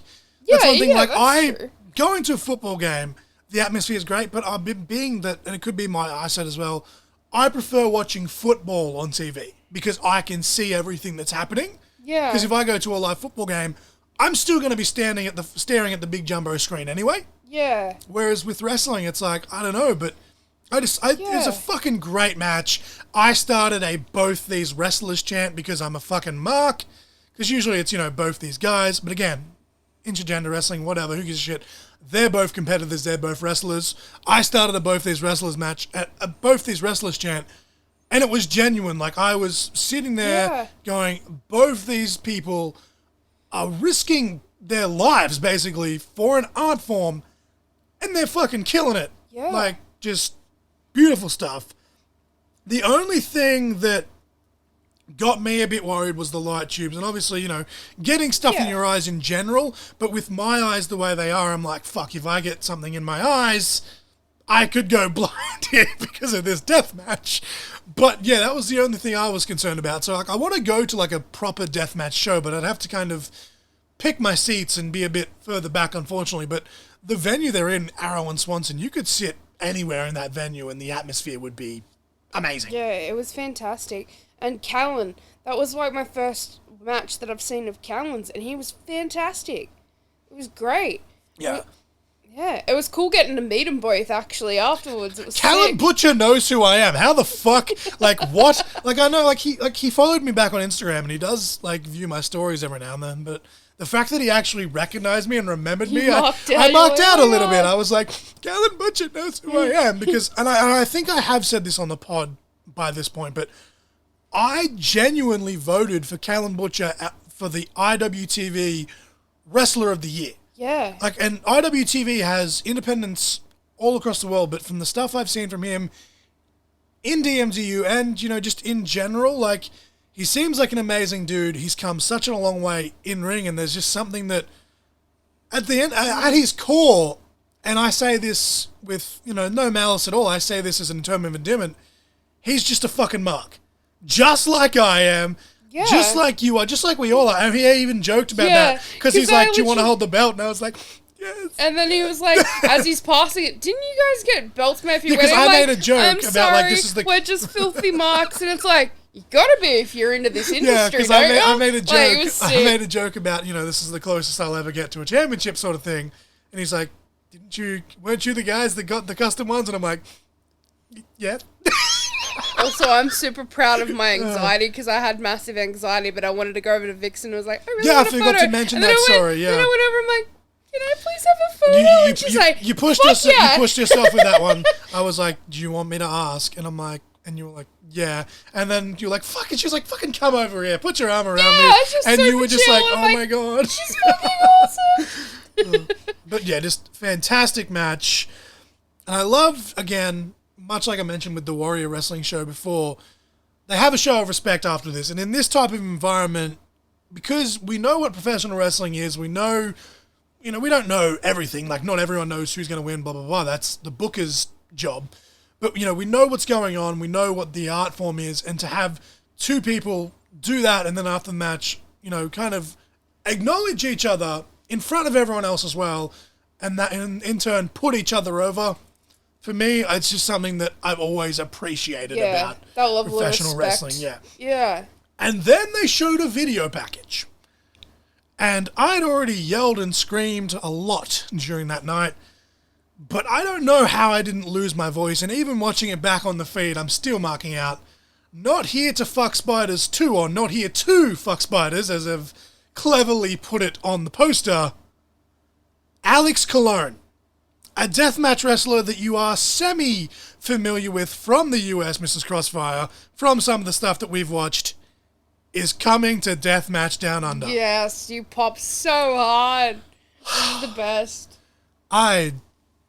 Just give me him running the gauntlet against every single member of the DMDU roster at this point, because I'm like, I want him versus Callan, but him versus Bixen, but then him versus Joel, and then him teaming with Joel, and him versus Mad Dog, and I'm just like, oh my fucking god. And Will Walker, the stuff that he's done in the last couple of death matches that he's been in, and I can't wait to finally finish watching, Malice at the Pele and, Summer Vacation back, because the highlights I've seen from the third match that he's just had with Joel and the triple threat that he's just had with York and Callan, they look amazing, so I can't wait to watch them in entirety. But just give me Alex Colon versus everyone. Match number 7, though. I'll roll on. We're getting close. I think your brother's going to be home from work soon, so we may have to take a brief intermission or just power through. But singles match. JXT versus Shaz and McKenzie. You saw the build to this when we watched the Rumble. They had that little thing where Shazza eliminated JXT. JXT, he had a little temper tantrum, and classic Rumble spot, right? Like, it works almost every time, Person gets back in the ring, throws out the person that eliminated them, yada, yada, yada. And then you've got this fucking beautiful video package encapsulating everything that happened, plus their respective promos all rolled into one thing. Awesome. I got showered by whatever the fuck it was JXT was drinking. Even watching it back on the feed, I still couldn't see it. Whatever it was, he was mad apparently that it wasn't White Claw, so he threw it, hit the barricade, went all over me, but it tasted delicious. I am kind of salty though, because when I asked him on social media what it was, he didn't actually tell me what it was. He just said the reason he threw it was because he was mad it wasn't White Claw, and I'm like, that's fair enough, but that wasn't what I asked. I want to know what it was. It tasted good. Because I thought from the color of it, like the lights reflecting of it, I think it was the red and pink light were reflecting off, because it was a white, watching back, it was a full white can, but in there in person, the lights were reflecting of it, and it was like a whitey pink color. So I thought it was the watermelon White Claw, because it had like a watermelony sweet taste. And I was like, oh, that watermelon White Claw tastes good. And he's like, no, it wasn't watermelon White Claw. That's why I threw it, because I was mad it wasn't White Claw. And I'm like, you can at least tell me what the fuck it was. But what did you think of this match? I thought it was pretty good. It was good.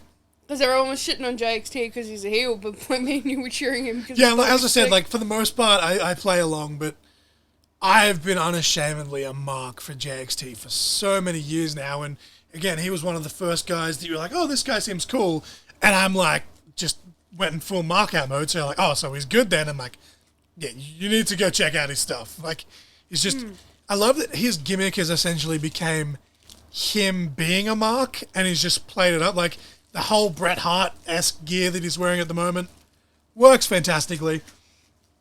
But I just appreciated it, mainly for the character work. And again, that was mainly on JXT's side. This, again, prime example of why I support intergender wrestling. These were two wrestlers going at it, much like Royce and Jess, much like the deathmatch moments ago. Shazza was very over here as well. JXT using just about every trick in the book to solidify that. And then JXT picks up the wins via shenanigans with a steel chair. But then we get all up in our feels. We don't know if we're happy, if we're sad, if we're excited. We have the final match of Richie fucking Taylor. And he's versing my dude, a dude that I'll shout out any chance I get. The smash hit, Joel Bateman. Mrs. Crossfire, what were your thoughts on this match? It's a bloody fantastic match. I'm sad that Richie's retiring because I'm only just getting to properly watch more of his matches, but, you know, never say never. Yeah, never say never. It's professional wrestling. That's professional wrestling 101, like sports entertainment. Call it what the fuck you want. I don't care. It's the same thing. I'll make that argument all the time, but never say never. He could come back. He could come It's back. like, you know, when there's rumors and stuff. It's like, you know what? Like, oh, my sources say this is going to happen. Until it's on, like, until it's in the ring and it's happening, nah. But as we record this, Joel's just come back from his tour in the US, or he's just about to come back from his tour in the US. I'm not sure of the actual dates and logistics, but he absolutely fucking killed it.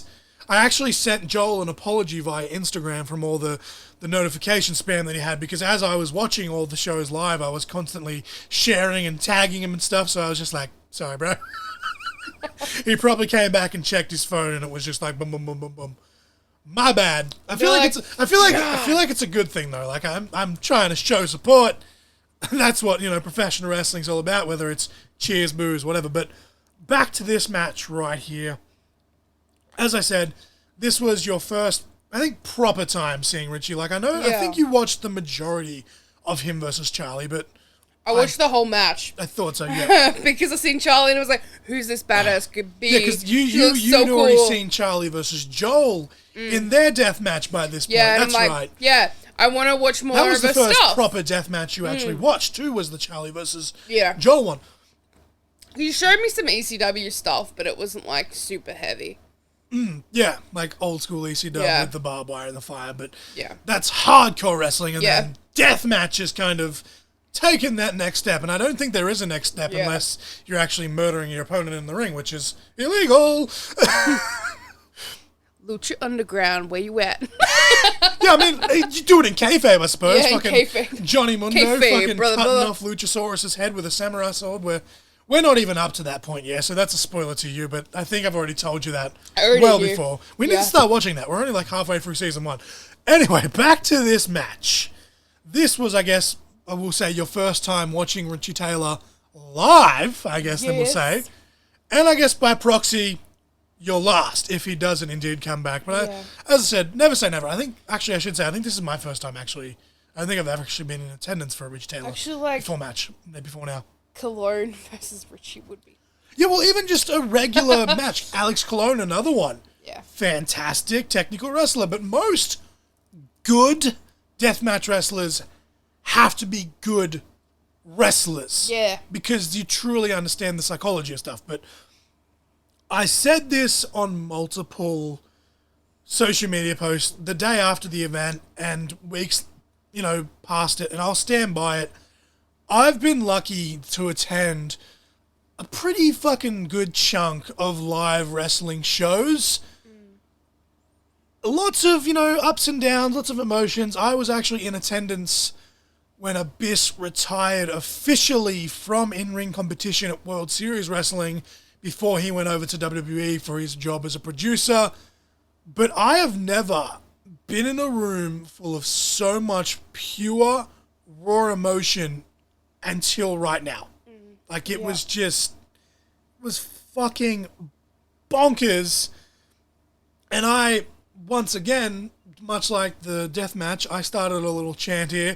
I started the old Fight Forever chant, which lots of the time I say jokingly, like while watching wrestling, and ironically, but this match here, I was so sucked in, and again, didn't know who was going to win, because me being old school, I'm like, I feel like someone should lose on the way out. But then Joel, being the kind of person he is, he's like, no, this is me doing a favor for Richie in a sense, right? Yeah.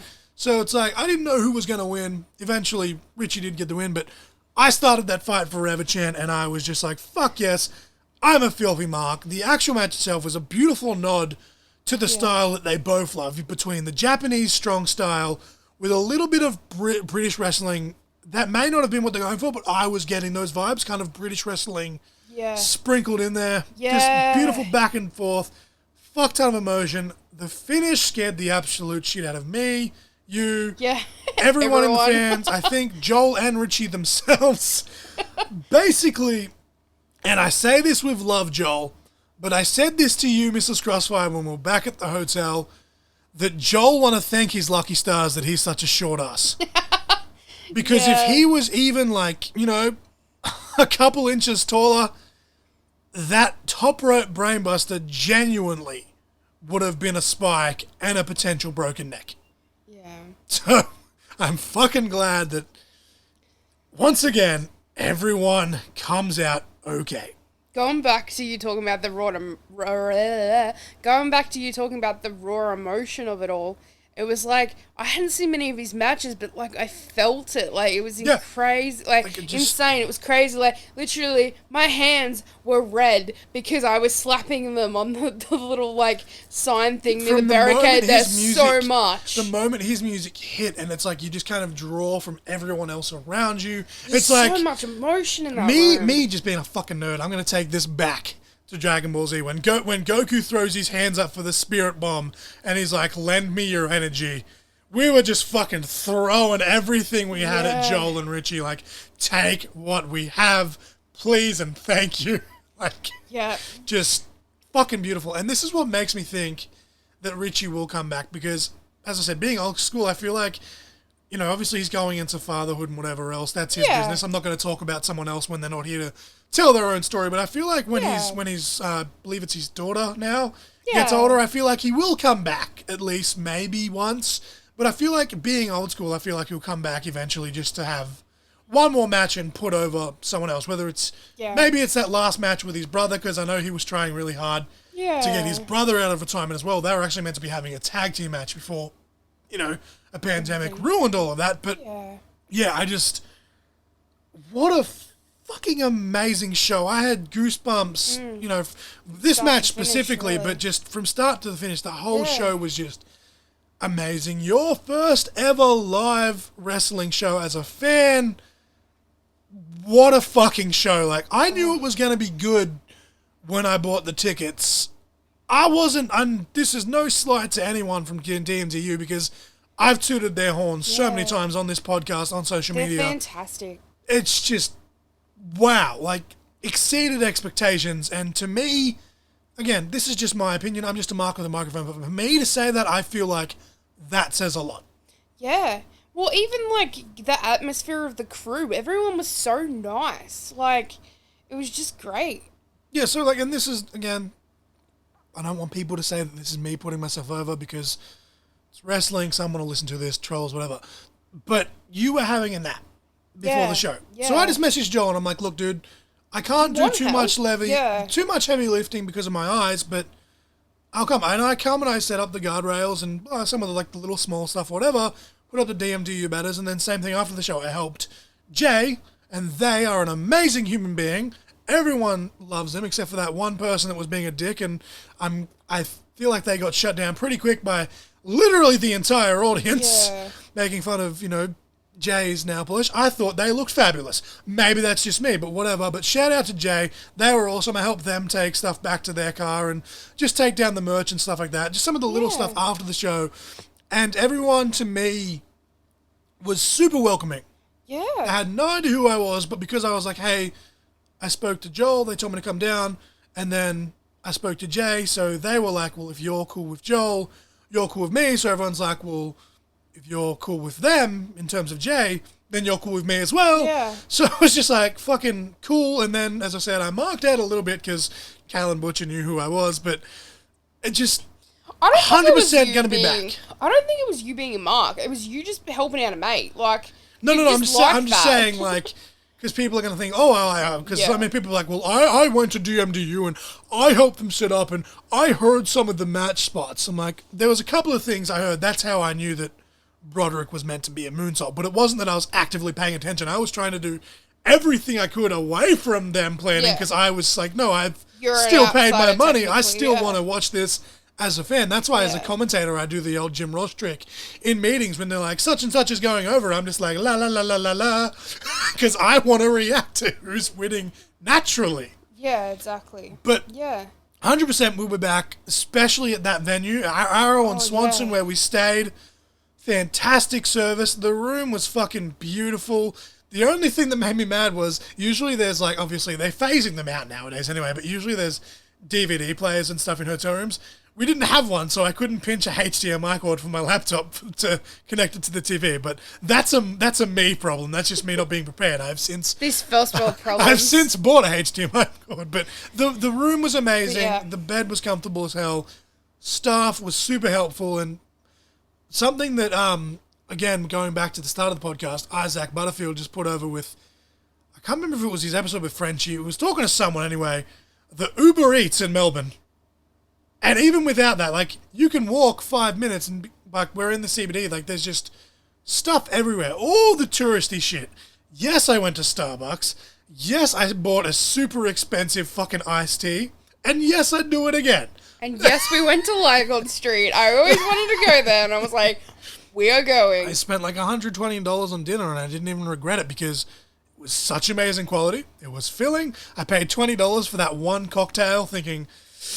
it was kind of like a when in Rome thing. I'm like, look, I shouldn't do this, but I put money aside, for, your birthday / our mini honeymoon.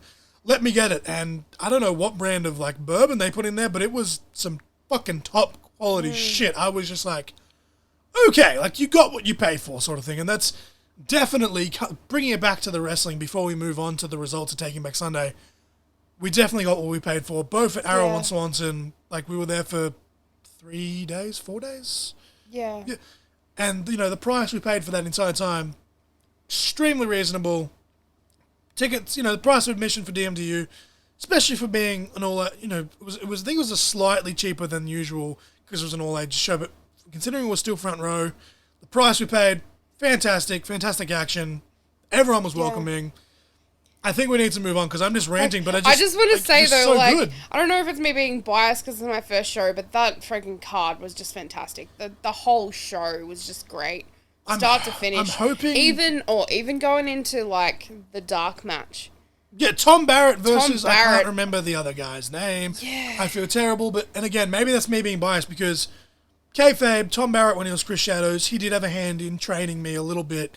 Yeah. So I've always just admired him great. and. We've clashed a few times, and I don't think Tom would mind me saying that. It's not nothing both things. It's that we're both so fucking passionate that it's like, we need to do it this way, but do it this way. And then it's like, that actually worked, because then it's like, hey, what if we do this way? And it's like, oh my God. And it's, we're both, I think, very similar, but sometimes too similar when it comes to professional wrestling, which is great. But I said this, and you guys are going to hear this next week, when my conversation with Nick Martino and Mark Kelly comes out. But I don't doubt that in the near future, I think Tom's going to make it onto the main card. Like, I can see him being on IWTV. Yeah. His character, he's built that perfectly. His character. He's wanted to do that for so long. And the fact that someone's, not only letting him do it, but actually helping him be like, well, Joel's like... Again, I'm not going to go into what was said. That's not my business, right? I was privileged enough to, be, hey, I want to help. But Joel's like saying, hey, maybe try this, maybe try that. Fucking great. Like, and comes back to BDE. He's, he's being himself. Like, he's a bit of a loner. And I say that again with, what's the word? Who's not? I'm a friggin' loner. So I'm trying to say, like I think the introvert kind of thing. Yeah, like that's just who he is. That's who I am as a person, right? Yeah. And that's why as Crossfire, when I'm being the heel rogue soldier, and I'm just like stomp on your face, spit in your eye, fuck you. That's me coming out because that's me letting out all the insecurities that I've ever had. And then on the upper side, sensational OJ, it is still an extension of me to an extent because I can be a bit of a cocky prick when I'm with my friends, right? So yeah, but. I don't doubt that Tom will be on main shows. Yeah, I just wanted to mention that because I was just like, I wanted to mention Tom's match was over great the whole too. roster, but we're getting close to 2 hours, so I'll just quickly say, if one of the October shows, one of the DMDU shows in October is back at that venue, then I'm going to try my best to be there. I'm going to have to try and work it out, logistics and where we're seated, because I may or may not still have stitches in my eye, and the last thing I need is a rogue, fuck the light tubes, I don't need a rogue elbow to the head from someone that's busy marking out. But Taking Back Sunday, the very first live show streamed on IWTV for DMDU. Fucking pretty big deal for them that IWTV have given him that faith that, hey, not only are we going to let you use, you know, our product, for lack of a better term, I've completely just lost what I was going to say, like the word, like, what's the word I'm looking for? Like, our platform.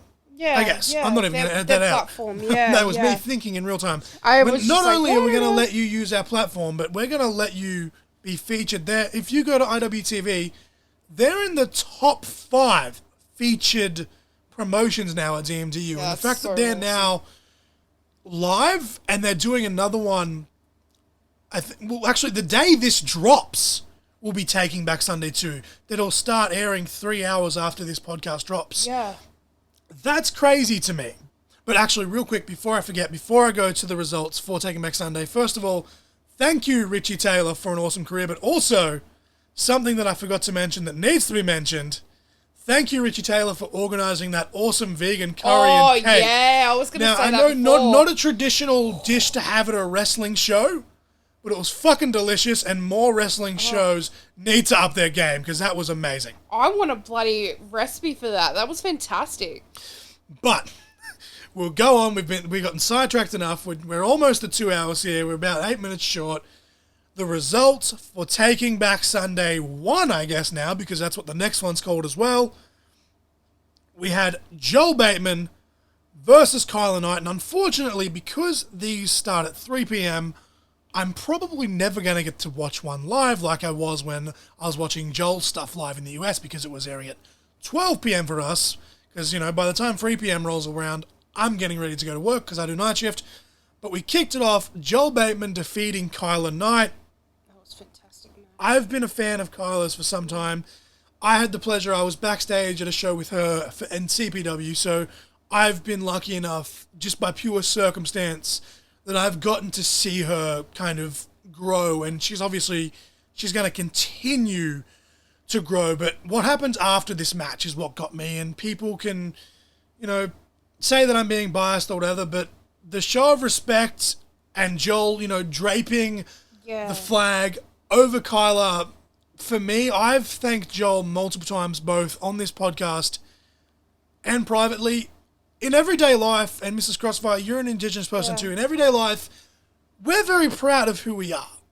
But in professional wrestling, I never knew how to approach it, because I didn't want to come up with some sort of, you know, it's racist gimmick, basically. I didn't want to come out with fucking, you know, clapsticks and a didgeridoo or whatever, because that's not who I am. But Joel just coming out with the flag, right? And Rochelle Rogue as well, just putting it on her gear, and Erica Reed, she's really embraced it with the Dreamtime Voodoo Witch stuff. Very big fan of her. I can't wait to see her come back now that she's started to wrestle again. She was just recently on one of the Mayhem Pro shows, of course, JXT's shows, of course, for his wrestling school that he runs. Yeah.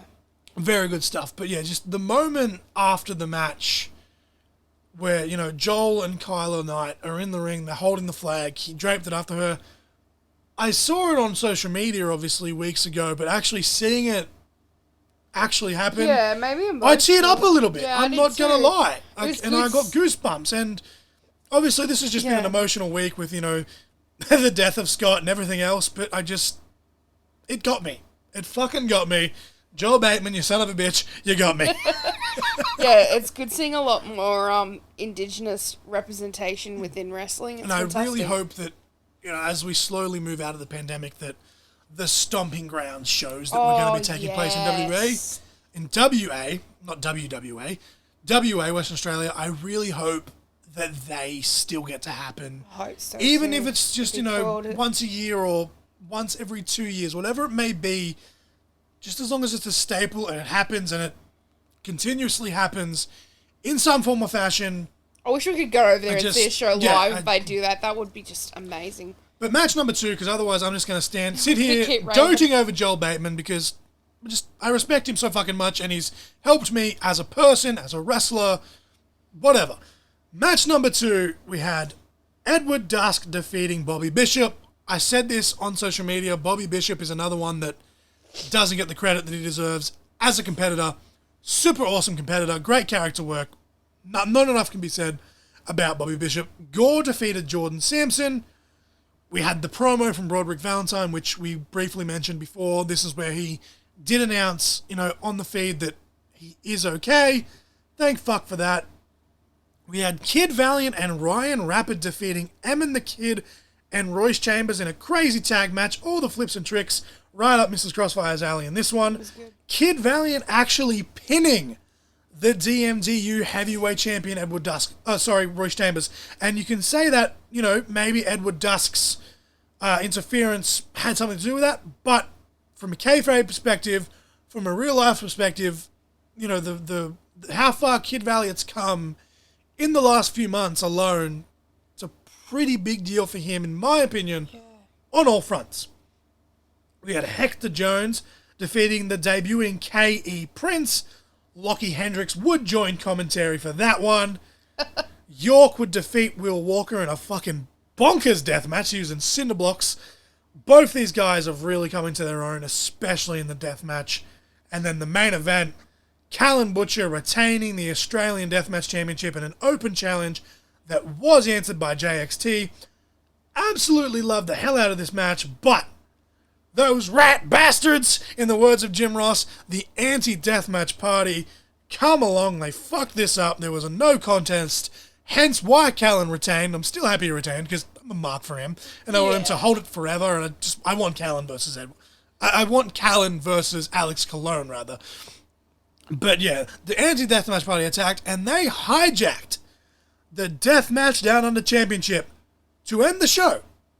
And they've actually since put an anti-deathmatch party sticker over the belt. I believe they still have the belt. I'm not sure. I haven't watched the last show yet. Maybe they'll get it back on Taking Back Sunday too. Maybe that's some storyline continuity for you, right? That'd be cool, yeah. But a really good show. I tried to power through those results as quick as I could. There was a few technical issues, but it wasn't that bad for a first There was a stream. couple of times, we both admittedly did zone out a couple of times, but not unwatchable. It was the technical by any means. It's just that with anything. we're both ADHD, the feed started glitching, but very much so captured our attention back pretty quick every time. It was only like two or three times. It was mainly the technical difficulties. The card was fantastic. But still thoroughly enjoyed the show. You said yourself that thoroughly enjoyed it. And as I said, DMDU are featured in the top 5 promotions on IWTV. They have over 12 hours of content with hundreds upon hundreds of promotions and some pretty fucking featured promotions in the US at that. Like, it's a pretty big fucking deal, pretty nuts, pretty bonkers. But, as I said, as I record this, there's 2 more shows that they've put out. They've got the Malice at the Pele and the How I Spent My Summer Vacation show, and then Taking Back Sunday 2 will air 3 hours after this drops. So I've got a lot of catching up to do, but as you said just before with the HDMI cable, first world problems. Did you have anything else you wanted to say about any of the 4 shows that we've covered before we wrap this up, Mrs. Crossfire? Not really. I think that was mainly it. Yeah. But you definitely want to go back in October for my birthday now, if we can somehow swing it in terms of, how I'm doing with my recovery and yada, yada, yada. Working all but 100% Mrs. Crossfire wants to go back to DMDU. Dude, I want to move to Melbourne. Yeah. Like, putting that out on the pod, like, I said this to Joel, I'm like, I want to do it. And he's like, fucking do it. Because I've wanted to move there since I was 18. I've only been there like 3 or 4 times, and I just love it every time I go back. And I'm like, we need to move here. Could you imagine the live wrestling shows that we would get to watch if we lived in Melbourne? We could go to night 1 and 2 of World Series every time in the future. And then catch a train or a freaking bus or something home. We'd be all sweet. But putting it out there. Just putting it out in the universe. It's going to happen. It's just weird because I said this when we got home, and we hadn't been home, like, obviously, we had the 5-hour train trip. We'd been home for about half an hour. And I said to you, this hurts to say because I've always been a country boy at heart, but I was like, I miss Melbourne. Yeah. Like, and I mean, we don't have to live in the city. There's always like, there's not suburbs. When we were there and we went out for our lunch dates and stuff and whatever, especially the day of the show, we went out for lunch and came back for a couple of hours before I went down and helped. every time we got back to the hotel, because of my anxiety, I was breathing a sigh of release because I was like, nah, too much hustle and bustle. But the convenience of it all, especially with, both our respective health issues, I can't get my license, for obvious reasons. I can't either. It's good on all fronts. And I just, I feel sorry for you in some ways because you, I'm going to out this on the podcast. The day you met my mum for the first time, I actually skipped a wrestling show because that's just how the dates and stuff worked out. People were mad at me for that, whatever. I knew that this was the girl I wanted to marry, so I had to introduce her to my mum. And my mum said, wow, like, consider yourself lucky that, like, he's picked you over this show. Like, good luck getting him to love you more than wrestling. And you kind of like, okay, how bad can it be? And I've just sucked you into my world. Like, every day, you come to me with ideas. Like, how cool would it be if this person did this and then this person teamed with this person? And I'm like, I've created a fucking monster. I really have. But I'm creative, so it's like, it fits into my world. It's like, just, like, you've been big on psychology and stuff in general. So when you look at wrestling, you can easily... I see the art and the psychology. I struggle it's when someone says to me, what is it about wrestling that you love? Like, what sucked you in? And we learned this on the Q&A where I was just like, well, there's this, and this. And I said like 100 things that I liked, but at the same time, I still don't think I answered it with justice, if that makes sense. Yeah. Whereas you, being big on psychology, you kind of looked at it and like, I understand. Like, straight away, you were like, I can see why that gets you. Yeah, and for me, it's because I'm creative, I'm artsy, and, like, I love psychology. It's, like, 3 or 4 of my loves, like, all in one. Like, it's just really cool. But, yeah, I think that's a good stopping point. With all that being said, we enjoyed all the wrestling. Make sure to check the link tree below. It has all of my social medias and my Pro Wrestling Tee Store. Mrs. Crossfire actually has a t-shirt now on my Pro Wrestling Tee Store for this very podcast. And it'll also have upcoming events. There's a couple of ICW shows coming up, including in 6 days' time upon this dropping, John the Ref will be returning potentially for the last time in 2022, depending on whether or not my surgery does happen or if it gets postponed again. Stay tuned for that. But we will be at I believe it's called the International Festival of Friendship in Cowra. I think that's what it's for. I'm not sure, but ICW Central West will have a pop-up show, and it is 100% free. So if you're listening to this in the lead up to that, definitely come check that out. The song of the week was Waiting on the Sun by Citizen Soldier. Always remember, as I say, it's okay to not be okay. 2 episodes' time will actually be a very, very mental health-driven episode, maybe triggering for some. I will put the trigger warning in the description and stuff as well when that episode does go up. But the match of the week this week will be Razor Ramon versus Shawn Michaels, the ladder match at WrestleMania 10. I am the essential John L. Crossfire. With me is the lovely Mrs. Crossfire. And you guys were just caught in conversation. Say hello to the bad guy. Heyo.